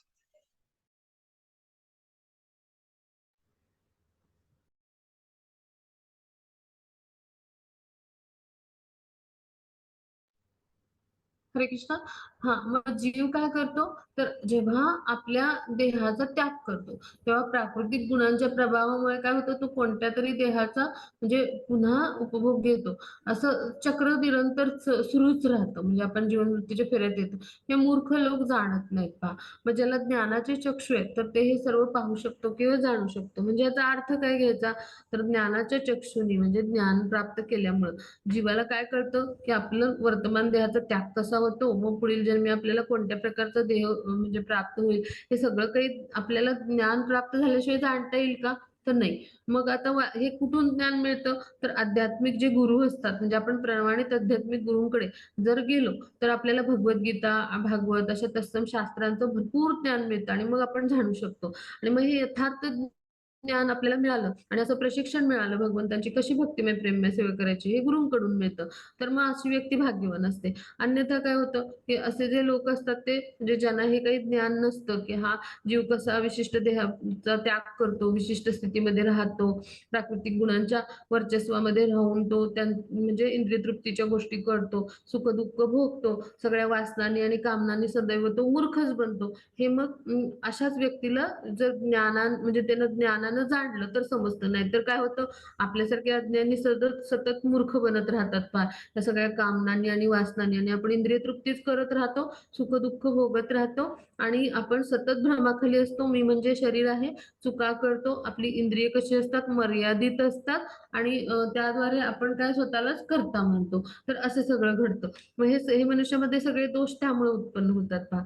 मग जेव्हा आपलं देहांतर विशिष्ट प्रकारच्या देहातलं वास्तव्य जे असतं आपलं, तर ते आपल्याला म्हणजे समजू येत नाही पहा. आणि ह्यासाठी आपल्याला काय केलं पाहिजे, आध्यात्मिक ज्ञानाचा विकास केलेला म्हणजे पुरुष म्हणजेच कोण म्हणजे जे गुरु आहेत आध्यात्मिक म्हणजे जे अशा ज्ञानामध्ये उन्नत असलेले प्रमाणित आध्यात्मिक गुरु तेच हे पाहू शकतात, की आत्मा कसा भिन्न आहे देहापासून आणि कसा देहांतर करतो आणि विविध शरीरांचा कसा उपभोग घेतो आणि मग आपल्यासारखा बद्ध जीव कशी दुःख भोगतो हे त्यांनाच समजतं.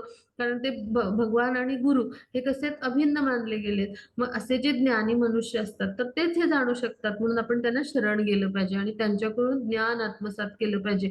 मग असे जे कृष्ण भावनेमध्ये ज्ञान आत्मसात केलेले उन्नत भक्त असतात, मग ते काय करतात, ह्या आपल्यासारख्या सामान्य लोकांना ज्ञान देऊन लोकांमध्ये त्याचा प्रचार करून त्या ज्ञानाचा म्हणजे प्रयत्नांची पराकाष्ठा करतात. कारण आपल्यासारखे सामान्यांचं जीवन कसं असतं, अतिशय कष्टप्रद असतं. सामान्य लोकांनी असं बद्धावस्थेतून मुक्त होऊन ते कष्टप्रद जीवन त्यागून कृष्ण भावनाभावित झालं पाहिजे, यासाठी ते प्रयत्नांची पराकाष्ठा करून त्यांना ज्ञान देतात पहा. आणि मग अशा पद्धतीने आपण जर प्रयत्न केलं कृष्ण भावनाभावित होण्याचे, तर आध्यात्मिक जग म्हणजे आपली काय होईल, प्रगती होईल. आपण आध्यात्मिक मार्गावर दृढ होऊ आणि मग काय होईल, आपल्याला आपले जे कष्ट आहेत तर ते थांबतील. आपलं कष्टप्रद जीवन आहे ते भौतिक प्रकृतीमधलं दुःखालय अशाश्वतम म्हटलं तर त्यापासून आपली मुक्तता होईल. म्हणजे पहा, तर ज्ञानाच्या चक्षुनीच हे आपल्याला जाणता येतं. अन्यथा मूर्ख लोकांना ते अज्ञानी ठरतात आणि त्यांना हे ज्ञान नसल्यामुळे ते जाणू शकत नाही. मग ह्याचं उदाहरण पहा इथं चित्रामध्ये.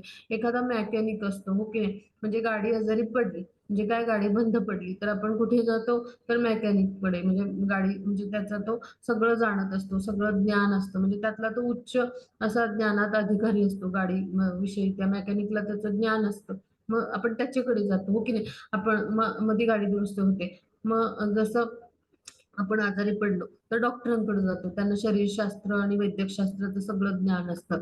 मग जर आपण ह्या सगळ्या दुःखालय अशाश्वतमध्ये आहोत आणि सुखदुःखामुळे आपण सतत म्हणजे कष्टप्रद जीवन जर म्हणजे उपभोगतो आहोत, मग अशा पद्धतीने आपण कष्टी झालो तर आपण कोणाकडे गेलं पाहिजे, तर आपले कोण आहेत मग, वैदिक म्हणजे आपले जे आहेत म्हणजे प्रमाणित आध्यात्मिक गुरु, म्हणजे ते कोण आहेत, तर क्वालिफाईड बोनाफाईड म्हणजे क्वालिफाईड बोना म्हणजे आपण जे असतो आपण म्हणतो स्पिरिच्युअल म्हणजे जे असतात मास्टर किंवा स्पिरिच्युअली बोनाफाईड जे मास्टर असतात, तर त्यांच्याकडे म्हणजे कोण, प्रमाणित आध्यात्मिक गुरु, त्यांच्याकडे आपण गेलं पाहिजे. मग ते काय करतात, आपल्या जीवनविषयी समस्या सोडवण्यासाठी आपल्याला मार्गदर्शन करतात, आपल्याला शास्त्रांचे तत्वज्ञानाचे असे दृष्टिकोन देतात आणि त्याद्वारे आपण काय करतो, तर आपल्या आध्यात्मिक स्वरूप स्थितीला प्राप्त होतो पहा. मग अशा पद्धतीनं आपण काय केलं पाहिजे, ज्ञानाच्या चक्षुनी आपण प्रमाणित आध्यात्मिक गुरूंच्या आश्रयाखाली जाऊन त्यांच्याकडून हे ज्ञान घेतलं पाहिजे. नाहीतर आपण मूर्खच ठरू आणि मूर्ख लोकांना हे समजतच नाही, हो की नाही.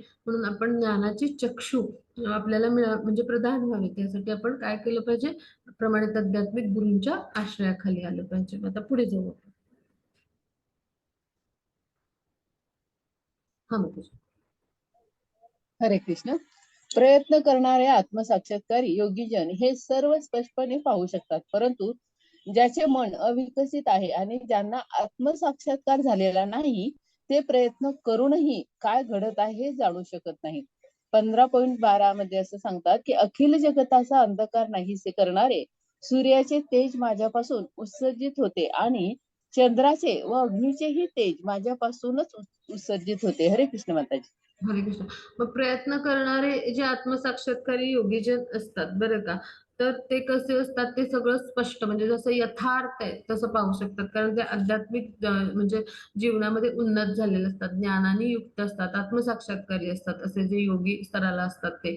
पण ज्यांचं मन अविकसित आहे म्हणजेच काय, की आता म्हणजे जे कोणी असे अविकसित आपण योगीजन म्हणजे काय तर आताच्या जगामध्ये आपण हे जे सगळे योग आणि योगी आणि त्यांच्या संस्था आहेत, तर ह्यांना काही आत्मसाक्षात्कार झालेला नसतो. मग ते प्रयत्न करूनही काय घडतंय हे जाणू शकत नाहीत पहा. आणि मग ते केवळ व्यायामाचा छंद म्हणून आपलं शरीर आहे ते सुदृढ निरोगी ठेवण्यासाठी तर म्हणजे फक्त व्यायामाचंच फक्त आपल्याला ज्ञान देतात. ह्याच्या व्यतिरिक्त त्यांना ज्ञान नसते पहा. मग असे जे तथाकथित योगी आहेत तर ते जे असतात तर ते फक्त योग पद्धतीचा अभ्यास करतात. त्यांना काही आत्मसाक्षात्कार झालेला नसतो. मग आत्म्याचं देहांतर कसं होतं ते नाही जाणू शकत ते. मग वास्तविक योग पद्धतीचा जे अभ्यास करतात, मग त्यांना आत्मा, प्रकृती, भगवान यांचा साक्षात्कार झालेला असतो. म्हणजेच काय, विशुद्ध कृष्ण भावनामय भक्ती सेवेमध्ये ते संलग्न झालेले कसे असतात, भक्ती योगी असतात. आणि योगयुक्त होणे म्हणजे भगवंतांशी आपला संबंध प्रस्थापित होतो, त्यांच्या कृपेस पात्र होतो, की आपली आध्यात्मिक स्वरूप स्थिती आपल्याला समजते. मग असे ते योगी असतात. त्यांना आत्मसाक्षात्काराच्या म्हणजे स्तरापर्यंत ते उन्नत झालेले असतात आणि तेच केवळ अशा म्हणजे अशा प्रकारचं ज्ञान आहे तर ते त्यांनाच असतं आणि त्यांनाच ह्याचं आकलन होतं की हे कशामुळे घडतंय हे त्याला समजतं. म्हणून त्याला काय म्हटलं, ते यथार्थपणे पाहू शकतात. म्हणजे ते चित्रात दाखवले पाहिजे. चैतन्य महाप्रभू जे तर त्यांनी भगवान श्रीकृष्ण स्वयं एका संन्यासाच्या वेशात आले आणि त्यांनी म्हणजे गौर वर्णामध्ये आले राधाराणीच्या आणि त्यांनी या संपूर्ण जगताला म्हणजे कृष्ण भक्तीचा संदेश दिला. हरे कृष्ण महामंत्राचा जप करायला सांगला. मग असे जे उच्च म्हणजे योगी स्तरावर आणि त्यांचे पार्षद म्हणजे अद्वैताचार्य किंवा प्रभू नित्यानंद, पंडित गदाधर श्रीवास हे सगळे आहेत पहा. मग असे जे त्यांचे अनुयायी आहेत ते सुद्धा महान आचार्य आहेत पहा, गुरु शिष्य परंपरेतले. मग असे जे असतात योगी ते आत्मसाक्षात्कारी असतात आणि ते यथार्थपणे सगळ्या गोष्टी जाणू शकतात.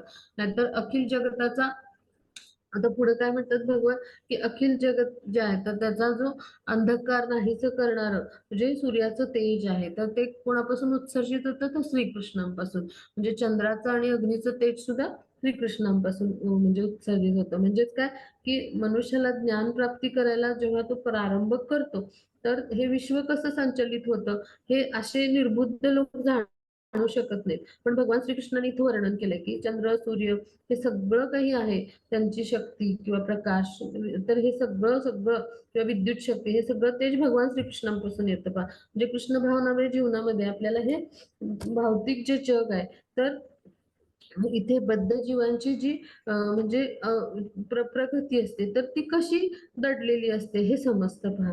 मग आता जीव जे आहेत ते भगवंतांचे नित्य असे अंश आहेत. मग जेव्हा भगवान जे आहेत तर ते आपल्याला अ, आपण स्वग्रह म्हणजे स्वग्रह आपलं म्हणजेच काय, आपलं मूळ घर म्हणजेच काय भगवद्धाम, तर तिथं कसं परत जाऊ शकतो तर ह्याविषयी सांगतायत पहा. म्हणजे हे सगळे सूर्य, चंद्र, तारे ह्या सगळ्यांना भगवंतांनी काय केले, आपल्या आध्यात्मिक तेजाने किंवा अशा तेजाने प्रकाश दिलाय पहा. मग सूर्यापासून मनुष्याला क्रियाकर्म करायला चालना मिळते. अन्न शिजवणं, कारखाना चालवणं इत्यादी गोष्टी अग्नीमुळे होतात. मग ते सूर्यापासून येतं. अग्नीच्या सहाय्यामुळे हे सगळं घडतं. मग सूर्योदय, अग्नी, चंद्र, प्रकाश हे आपल्यासारख्या जीवांना सुख देतात पहा. मग त्यांच्या विना आपण कुणीही प्राणी नाही जगू शकत. म्हणजे आपण जाणलं पाहिजे की चंद्र, सूर्य, अग्नी यांचा प्रकाश, यांचं तेज हे भगवान श्रीकृष्णांपासून येतं पहा. त्यांच्यापासून उत्सर्जित होतं. मग कृष्ण भावनेची सुरुवात म्हणजे ही झाली. मग आता चंद्रप्रकाशामुळे काय होतं, तर वनस्पतींचं पोषण होतं. वनस्पतीमध्ये रस किंवा चव असते ती चंद्रप्रकाशामुळे मिळते पहा. मग भगवान श्रीकृष्णांच्या कृपेमुळे आपण जिवंत आहोत पहा. त्यांच्या कृपेमुळे चंद्र, सूर्य, अग्नी अस्तित्वात असू शकतात. आणि अग्नीच्या सहाय्यापासून आपण कुणी जगू का, आपण अन्न शिजवू शकू का, म्हणजे सगळं जे काही आहे ते श्रीकृष्णांपासून आहे. म्हणून आपल्या बद्ध जीवामध्ये म्हणजे आपल्यासारख्या बद्ध जीवामध्ये जी कृष्ण भावनेची सुरुवात आहे तर ती अशा प्रत्येक क्षणी कृष्ण आहेत पहा, जिथं तिथं ही झालेलीच आहे. आपण काय केलं म्हणजे आपलं जे विस्मरण झालेलं नातं आहे तरीही म्हणजे आपण हे सगळं तर श्रीकृष्णांचे ऐश्वर्य उपभोगतो पण त्यांच्याशी असलेलं नातंच विसरून गेलं. मग ते फक्त आपण त्याचं पुनरुज्जीवन केलं पाहिजे आणि ते जेव्हा आपण करू तेव्हा त्यांच्या कृपेस पात्र होऊ. म्हणजे आपण कृष्णा कॉन्शियस किंवा कृष्ण भावना भावित होऊ. आता पुढे जाऊ.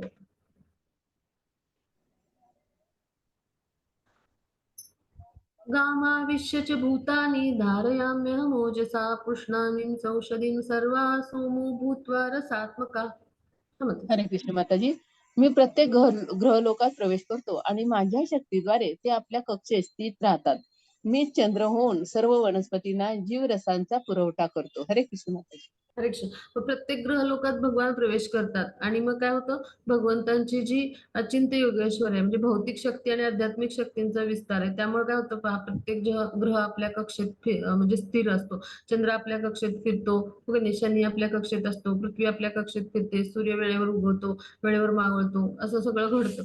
मग भगवान काय म्हणतात, मीच चंद्र होऊन काय करतो, सगळ्या वनस्पतींना जीवन रसाचा पुरवठा करतो. म्हणजेच काय, की भगवान श्रीकृष्ण आहेत तर त्यांच्या कृपेमुळे चंद्र जो आहे तर त्याच्यामुळं वनस्पतीमध्ये चव किंवा त्याच्यामध्ये रस निर्माण होतो आणि मग ती वनस्पती किंवा फळं रसाळ होतात पहा. म्हणजे भगवान श्रीकृष्णांनी केलेल्या पुरवठ्यामुळेच आपण म्हणजे आपला मानव समाज कार्यशील आहे आणि आपण म्हणून सुखाने आपण जे अन्न आहे ते शिजवून आपल्याला मिळणारं अन्न त्याचा उपभोग घेतोय. नाहीतर आपण मनुष्य म्हणून जिवंत राहिलो असतो का, तर बिलकुल नाही. म्हणजे चंद्राच्या माध्यमातून श्रीकृष्णाच्या प्रभावामुळे काय बनतात, खाद्यपदार्थ चविष्ट बनतात. मग आता पुढे जाऊ आपण.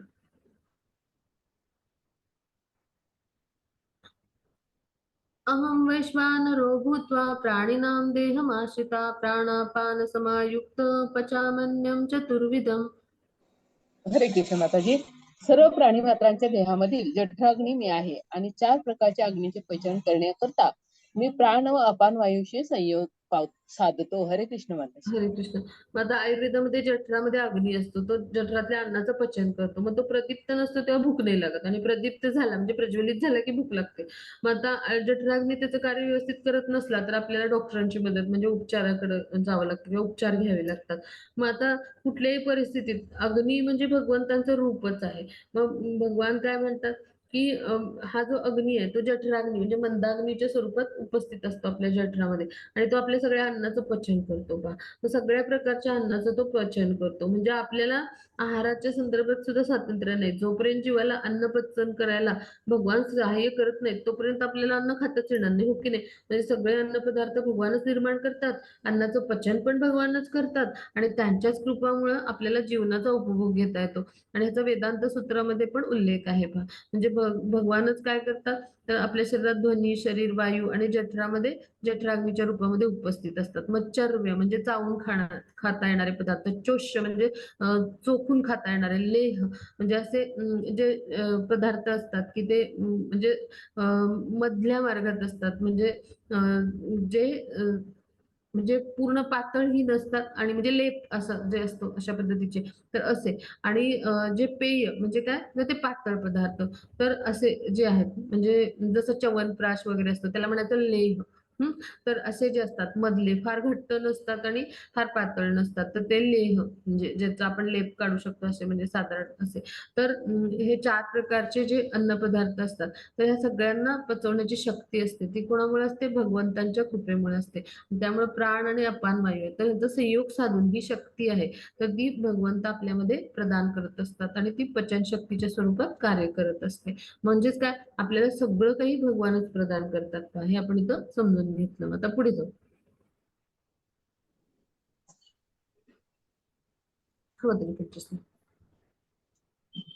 सर्वस्य चाहं हृदि सन्निविष्टो मत्तस्मृते ज्ञान अपोहनं च वेदैश्च सर्वैरहमेव वेद्यो वेदान्तकृत्यैव विदेह चाहम्.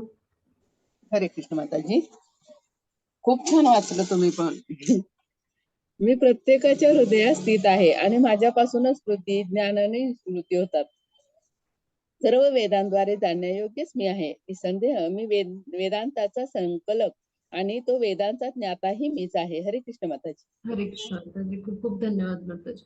तर आता आपण समजून घेऊया की मी प्रत्येकाच्या हृदयात स्थित आहे असं भगवान सांगतात. सर्वस्य चाहं हृदि सन्निविष्ट म्हणजे काय, की प्रत्येकाच्या हृदयात इथे चित्रात दाखवलंय तर काय आहे, तर मी इथे उपस्थित आहे, स्थित आहे. पहा हा श्लोक मी सांगायचं ना सगळ्यांना 15.15. तर आपल्याला कुणी विचारलं भगवान कुठे आहेत, ते सांगायचं माझ्या हृदयात स्थित आहेत? त्याचं उत्तर हे आहे, सर्वस्य चाहम हृदि सन्निविष्टो. प्रत्येकाच्या हृदयात स्थित आहेत पहा, मी प्रत्येकाच्या हृदयात स्थित आहे. माझ्यापासून स्मृती म्हणजे आता आपल्याला आपल्या पूर्वकर्मानुसार आपल्याला जे काही आपल्याला त्यातील इच्छा आणि कर्मानुसार आपल्याला जीवन मिळतं, वर्तमान जीवन मिळतं. मग तिथं भगवंतांच्या आदेशानुसारच आपण कर्म करतो. आपण तर पूर्वजन्म विसरतो. आपल्याला आठवतं का मागच्या जन्मी आपण कोण होतो?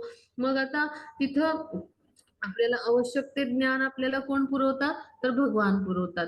त्यानुसार तिथली आपली कर्म सुरू होतात. मग त्यासाठी आवश्यक असणारी स्मृती भगवान पुरवतात. त्यामुळे काय होतं? त्यासाठी आवश्यक असणारी स्मृती जी असते त्यामुळे आपलं कर्माला ते उपयुक्त ठरते. आणि त्या कर्म करण्यासाठी जी विस्मृती म्हणजे जसं विस्मरण व्हायला पाहिजे ते पण भगवानच देतात पहा. आणि मग आता सर्व वेदांद्वारे म्हणजे जे काही आहे तर ते सगळं म्हणजे जे वेद आहेत तर वेद लोकांना कशासाठी तर आपल्या जीवनाला वळण देण्याविषयी म्हणजे अचूक मार्गदर्शन करतात की ज्यामुळे आपण स्वग्रही म्हणजे भगवत धामात परत जाऊ. आणि हे सगळं जे वेद आहेत ते भगवान श्रीकृष्ण विषयीचं ज्ञान प्रदान करतात. आणि मग श्रीकृष्ण जे आहेत तर व्यास म्हणजे व्यास मुनींच्या अवताराद्वारे त्यांनी काय केलं वेदांचं संकलन केलं आणि व्यासदेवकृतच भागवत आणि वेदांत सूत्राचं भाष्य आहे. म्हणजे ते ज्यामुळे आपल्याला वास्तविक ज्ञान मिळतं. आणि म्हणून भगवान इतके परिपूर्ण आहेत की जीवाचा आपल्यासारखे उद्धार करण्यासाठी ते अन्न पण पुरवतात आणि त्याचं पचन पण करतात. आपल्या सगळ्या कर्माचे साक्षी पण असतात आणि वेदाच्या रूपानं ज्ञान पण देतात.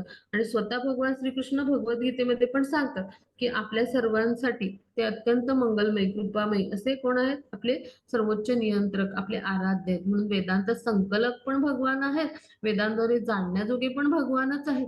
आणि वेदांचा ज्ञाता म्हणजे म्हणजे जे आहे तर ते त्यांनीच निर्माण केलेत. असं म्हणजे सर्व काही कोण आहेत? भगवान आहेत. आणि भगवान श्रीकृष्णांच्याच कृपेमुळे आपलं जे कर्म असतं तर त्याचं म्हणजे ते संपन्न होतं. म्हणजे भगवानच काय होतात? त्यांच्या इच्छेमुळे हे सगळं नियंत्रण होतं. आपल्याला आवश्यक असणारं कर्म करण्यासाठी वर्तमान जन्मासाठी मध्ये जे कर्म घडतं त्यासाठी स्मृती, ज्ञान आणि ते कर्म करण्यासाठी जी विस्मरण व्हायला हवे ते सगळं भगवान देतात. म्हणजे सगळं काही कोण आहे? भगवान आहेत. मग असे जे भगवान आहेत ते आपल्या कर्माचं अशा पद्धतीनं प्रत्येक वर्तमान देहाचा म्हणजे जेव्हा आपण त्याग करतो तेव्हा आपल्याला विस्मरण होतं आणि नवीन देह मिळतो. त्या नवीन म्हणजे जो देह आहे तिथं आपली जी पूर्वकर्माचं आपल्याला विस्मरण जरी झालं असतं ते तिथं भगवंत उपस्थित असतात आपल्या हृदयात.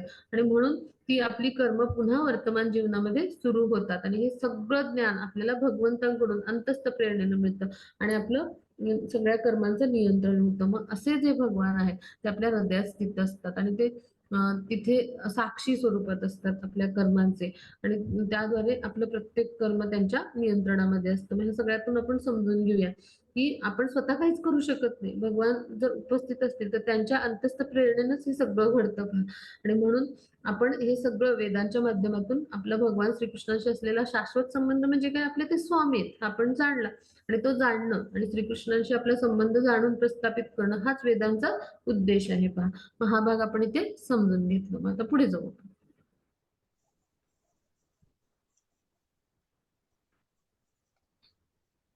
हा म्हणजे हरे कृष्ण माताजी. च्युत क्षर आणि अच्युत अक्षर असे जीवांचे दोन वर्ग आहेत. भौतिक जगतात सर्व जीव च्युत असतात आणि आध्यात्मिक जगतात प्रत्येक जीवाला अच्युत म्हटले जाते.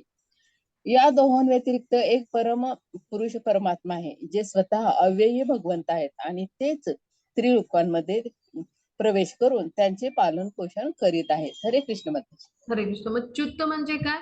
तर नष्ट होणारे किंवा क्षर म्हणजे नष्ट होणारे आणि अच्युत म्हणजे नष्ट न होणारे, अक्षर म्हणजे नष्ट न पावणारे असे जीवांचे दोन वर्ग आहेत म्हणजे आपल्यासारख्या जीवात्म्यांचे. मग आता च्युत कुणाला म्हटलं जातं? तर जे आपल्यासारखे जीवात्मा आहेत म्हणजे भौतिक प्रकृतीच्या संपर्कात आपण येतो तर त्यांना च्युत म्हटलं जातं. पण जे पत्नाधीन आहेत असे आणि जे भगवंतांचे एकरूप होतात म्हणजे त्यांची भक्तिमय प्रेममय सेवेद्वारे ते म्हणजे भगवंतांची गुणांनी समान म्हणजे गुणांनी समान स्तरावर एकरूप होतात, ब्रह्मस्तरावर येतात ते आणि मुक्तात्मा बनतात. मग त्यांना अच्युत म्हटलं जातं पहा. म्हणजे असे ते आध्यात्मिक जगतामध्ये म्हणजे मुक्तात्मा बनून आध्यात्मिक देहाची प्राप्ती करून आध्यात्मिक जगतामध्ये स्थित असतात. मग असे जे जीव असतात त्यांना अच्युत म्हटलं जातं. जे म्हणजे गोलोक वृंदावन मधल्या सगळ्या जीवांना जे वैकुंठ धामात आहेत तर त्यांना काय म्हणायचं? अच्युत असं म्हटलं जातं. मग ह्या दोहोंच्या व्यतिरिक्त परम पुरुष म्हणजे कोण आहेत? तर भगवान श्रीकृष्ण परमात्मा स्वरूपात आहेत पहा. मग ते कसे आहेत? तर ते परमात्मा आहेत. म्हणजे ते काय आहेत, आपल्या हृदयात स्थित आहेत. ते स्वतः कसे आहेत, अव्ययी म्हणजे काय, नाश न पावणारे असे आहेत. मग ते स्त्रीलोकामध्ये प्रवेश करून, म्हणजे त्रिलोकांचे स्वामी कोण आहेत, भगवान आहेत. ते आपल्या सगळ्यांचे पालन पोषण करते आहेत पहा. आणि त्यांनी आपल्यासारखे बद्ध आणि मुक्त जीवांना, म्हणजे आपले दोन्ही, आपल्यामध्ये बद्ध आणि मुक्त असे दोन जीवांचे प्रकार आहेत. पण या सगळ्यामध्ये एकच चेतन परमात्मा स्वरूपात पुरुषोत्तम भगवान आपल्या हृदयात स्थित असतात. आणि आपल्या कर्मानुसार भोग प्राप्त करायची आपल्याला ते सुविधा प्राप्त करून देतात आणि आपलं पालन पोषण पण करतात. आणि तेच पुरुषोत्तम भगवान म्हणजे असे जे आहेत, तर तेच आपल्या सगळ्या कर्मांचं नियंत्रण करतात पहा. मग बुद्धिमान मनुष्य जो आपल्यासारखा आहे, त्याला हे समजलं पाहिजे की आपण परिपूर्ण शांती प्राप्त करण्यासाठी त्या परमात्म्याला आपण शरण गेलं पाहिजे. आता पुढे जाऊ आपण. हा मध्ये यस्माक्षरमतीतोह अक्षरादपि चोत्तमा अतोऽस्मि लोके वेदे च प्रथित पुरुषोत्तमा.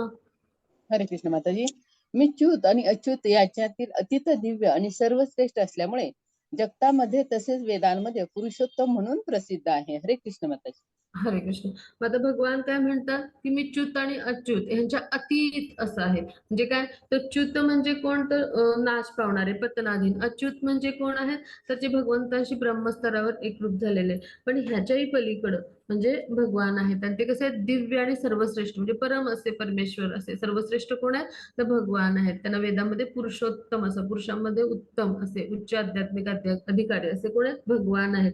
मग आता इथं आपण समजून घेऊया की जीव आणि भगवान यांना आपापलं वैयक्तिक स्वरूप आहे, हो की नाही. मग बद्धावस्थेत आणि मुक्तावस्थेत असे दोन्ही अवस्थेत जीव असतात.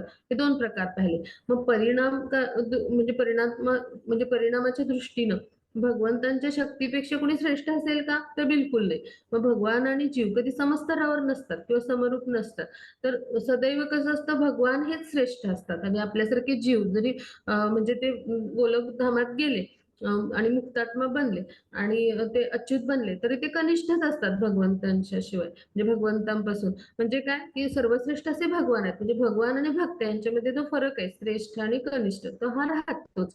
आणि मग भगवान कशा आहेत, पुरुषांमध्ये उत्तम असे आहेत. आणि आपल्या जगतामध्ये पुरुषोत्तम असे भगवान श्रीकृष्ण म्हणून ते ओळखले जातात. तेच आपल्या हृदयात परमात्मा असतात. आणि सगळं व्यास रूपात, म्हणजे व्यास देवांच्या रूपात ते वैदिक ज्ञान, म्हणजे त्यांनी येऊन वैदिक ज्ञान आपल्याला हे सगळं दिलेलं आहे पहा. आणि इथं सगळ्या वेदामध्ये ह्याचे सगळे संदर्भ आढळतात. मग आता आपण पुढे जाऊ. हा मध्ये पुढची स्लाइड घेऊ. हे जे आहे, तर हे जेव्हा माता पृथ्वी, हे चित्र जे आहे ते माता पृथ्वी जे होते त्याच्यावरचे म्हणजे पाप होतं, त्याचा भार वाढला होता. म्हणजे कृष्ण जन्माच्या आधीची ही कथा आहे. मग त्यावेळेला सगळे देवदेवता आणि सगळे ऋषीमुनी हे सगळे शरण गेले भगवान जे आहेत श्रीकृष्ण यांना. ते क्षीरोदकशाही विष्णू म्हणजे जे त्या रूपात आहेत. आणि तिथे ते क्षीरोदकशाही सागरामध्ये पोहडलेले होते, म्हणजे वासुकी या नागाच्या शय्येवर. तर मग त्यांनी जी स्तुती गायली, त्याला म्हणायचं पुरुष सुक्त. म्हणजेच काय, सगळे देव देवता हे भगवंतांचे नित्य दास आहेत. आणि ते कसे आहेत, म्हणजे ते असे श्रेष्ठ असे भक्त आहेत.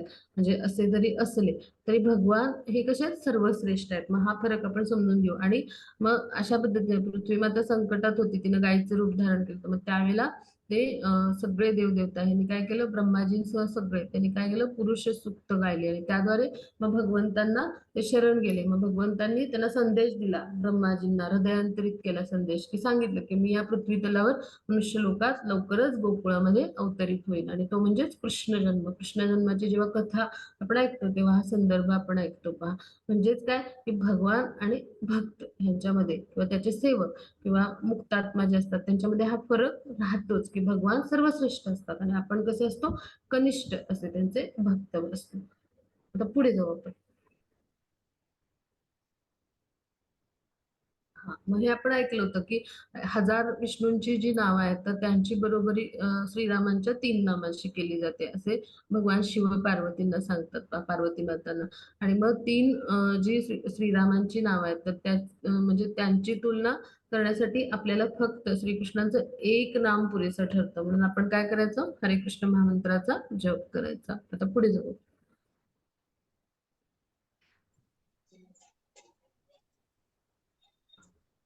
यो मामेव सम्मूढो जानाति पुरुषोत्तमं स विद्भजति मां सर्वभावेन भारत. हरे कृष्ण माताजी. जो मला संशय रहित होऊन पुरुषोत्तम भगवान म्हणून जाणतो तो सर्वज्ञ होय. म्हणून हे भारता ते माझ्या भक्तीमध्ये पूर्णपणे संलग्न होतो. हरे कृष्ण माताजी. हरे कृष्ण. मग जो मला संशयरहित होऊन म्हणजे मनात कुठल्याही किंतु परंतु न ठेवता, आशंका न बाळगता असा जो मला पूर्णतया म्हणजे तात्विक तर्काने अशा पद्धतीने असं काही म्हणजे तात्विक तर्क करून असं किंवा कल्पना करून असं काही आपल्याला भगवान श्रीकृष्णांना जाणता येणार नाही. पूर्ण श्रद्धा भगवान श्रीकृष्णावर ठेवून दृढ विश्वासाने की ते परम नियंत्रक आहेत, पुरुषोत्तम आहेत, भगवान म्हणून आपण संशयरहित होऊन त्यांना शरण गेलो आणि त्यांना जाणण्याचा प्रयत्न भगवद्गीता किंवा भागवतातील उपदेशांद्वारे आपण वस्तुतः किंवा तत्व म्हणजे तत्वता जाणण्याचा जेव्हा प्रयत्न आपण करतो तर त्याच वेळी आपण त्यांच्या कृपेस पात्र होऊ शकतो. अन्यथा काय होईल तर आपण तर्क जर करत राहिलो अपूर्ण ज्ञानापायी आपल्या अज्ञानाने तर आपण त्यांना जाणू नाही शकू आणि आपला सगळा जो ज्ञान आहे तो म्हणजे मौल्यवान वेळ आहे तर तो आपण वाया घालवू. पण परिपूर्ण ज्ञानी व्यक्ती की जो जाणतो परम पुरुषोत्तम असे भगवान आहेत, श्रीकृष्ण आहेत ते, तर तो काय करतो बिलकुल आपला वेळ वाया दौडत नाही. तो कृष्ण भावनेमध्ये आपल्याला संलग्न करतो, भगवत भक्तीमध्ये संलग्न करतो, भक्तिमय प्रेममय सेवेचे तो प्रयत्न करतो आणि अशा पद्धतीने तो श्रवणाद्वारे म्हणजे वास्तविक आपण कृष्णाविषयी श्रवण अधिकृत प्रतिनिधींकडून केलं पाहिजे. म्हणजे आध्यात्मिक गुरु जे असतात, जे प्रमाणित आध्यात्मिक गुरु असतात त्यांच्याकडून आपण वैदिक ज्ञान प्राप्त करून आपण ह्या श्रवण भक्तीद्वारे आपण काय केलं पाहिजे तर ज्ञान घेतलं पाहिजे. नुसत्या शैक्षणिक पदव्या असून त्या पांडित्याने आपण तर्काने भगवान श्रीकृष्णांना नाही जाणू शकू.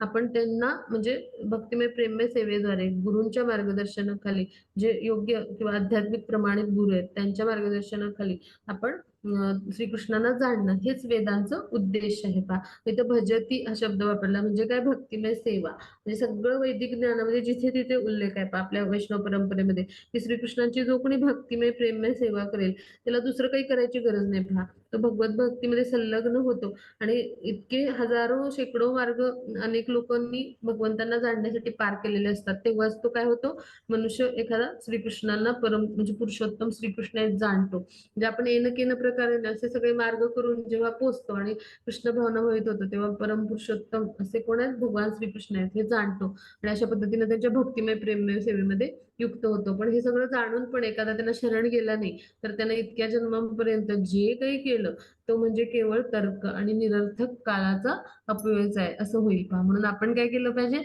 जो संशय रहित होतो म्हणजे अनन्य भक्तीने शरण जातो आणि पुरुषोत्तम भगवान जे आहेत ते भगवान श्रीकृष्ण आहेत त्यांना तो जाणतो तोच खरा सर्वज्ञ आणि तो तत्क्षणी काय होतो भगवंतांच्या भक्तीमध्ये संलग्न होतो आणि त्यांच्या कृपेस प्राप्त होतो. पहा मग शिवजी हे काय वैष्णवांना यथाशंभू म्हणतात. म्हणजे सर्वश्रेष्ठ भक्त कोण आहेत विष्णूंचे किंवा श्रीकृष्णांचे तर भगवान शिव आहेत. पहा ते म्हणजे ते सतत ध्यान लावून जे असतात समाधिस्थ असतात तर ते कशा कोण म्हणजे भगवंतांच्या संकीर्षण रूपावर ध्यान लावलेलं असतं आणि ते भगवान नामाचा जप करतात. पहा म्हणून त्यांना काय म्हटलंय सर्वश्रेष्ठ असे वैष्णव कोण आहेत तर भगवान शिव आहेत. आता पुढे जाऊ.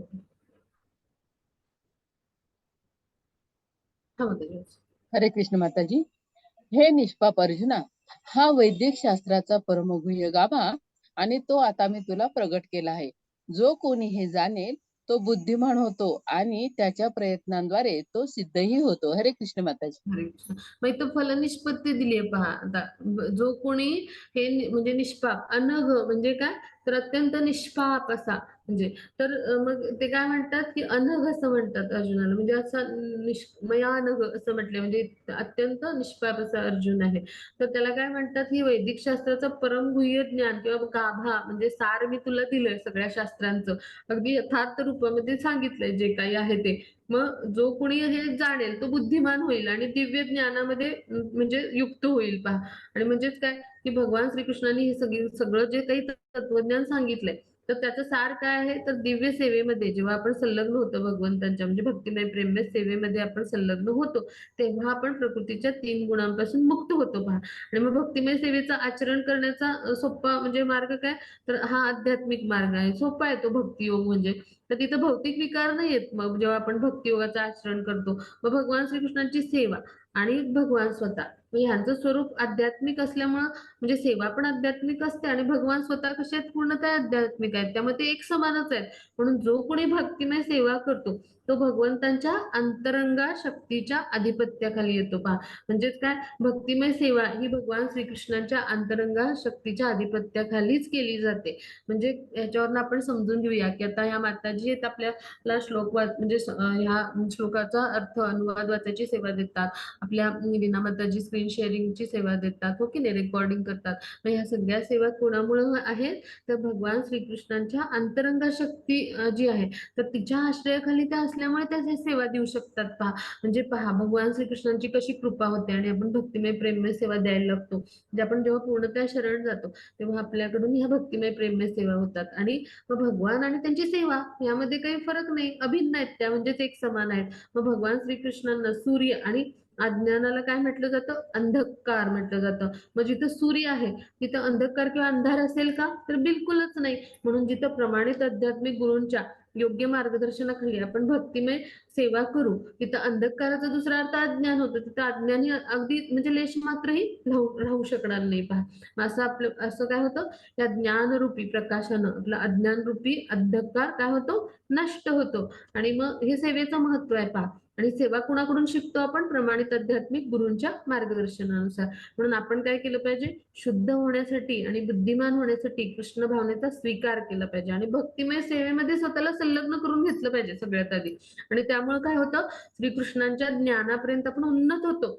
आणि मग भक्तिमय सेवेमध्ये आपण तोपर्यंत संलग्न होत नाही, तोपर्यंत मग आपण सामान्यच मनुष्य राहतो. मग आपण किती पण बुद्धिमान असो, आपण खऱ्या अर्थाने बुद्धिमान नाही होऊ शकत. पहा, आणि मग इथे अर्जुनाला ते अनघ म्हणतात, म्हणजे अनघचा अर्थ निष्पाप, म्हणजे सगळ्या पापापासून मुक्त जेव्हा होतो आपण तेव्हाच आपल्याला श्रीकृष्णांचं ज्ञान होतं, अन्यथा फार कठीण आहे. म्हणजे ह्या पापांपासून मुक्त झाल्यावर आपल्याला हे दिव्य ज्ञान प्राप्त होत नाही. पहा, मग आपण सर्व पापातून सर्व विकारातून मुक्त होण्यासाठी काय केलं पाहिजे, म्हणजे ते कधी होऊ, तर जेव्हा आपण भगवंतांची भक्तिमय प्रेममय सेवा करू, ती इतकी सामर्थ्यशाली आहे की ती सगळ्या विकारातून पापातून आपल्याला नष्ट करते. पहा, आणि मग भक्तिमय सेवा करणारा असा जो मनुष्य असतो तो आपोआपच अनघावस्था प्राप्त करतो भक्तीतली. म्हणजे काय, तर अशी निष्पाप अवस्था, म्हणजे अशी शुद्ध, म्हणजे जो मुक्तात्मा म्हटलाय तर ती अवस्था प्राप्त करतो.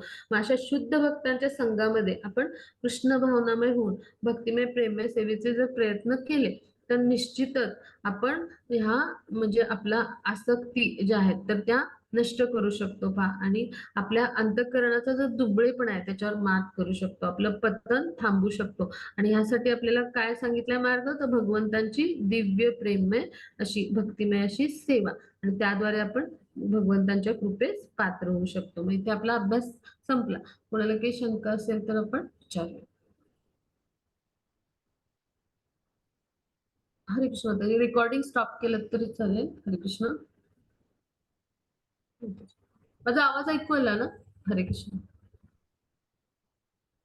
हो, येतोय माताजी. हा, म्हणजे येत होता ना व्यवस्थित, कारण आज खूप इंटरनेट नाही, अनस्टेबलच येत होतं. होता. हा, म्हणजे मला 2-3दा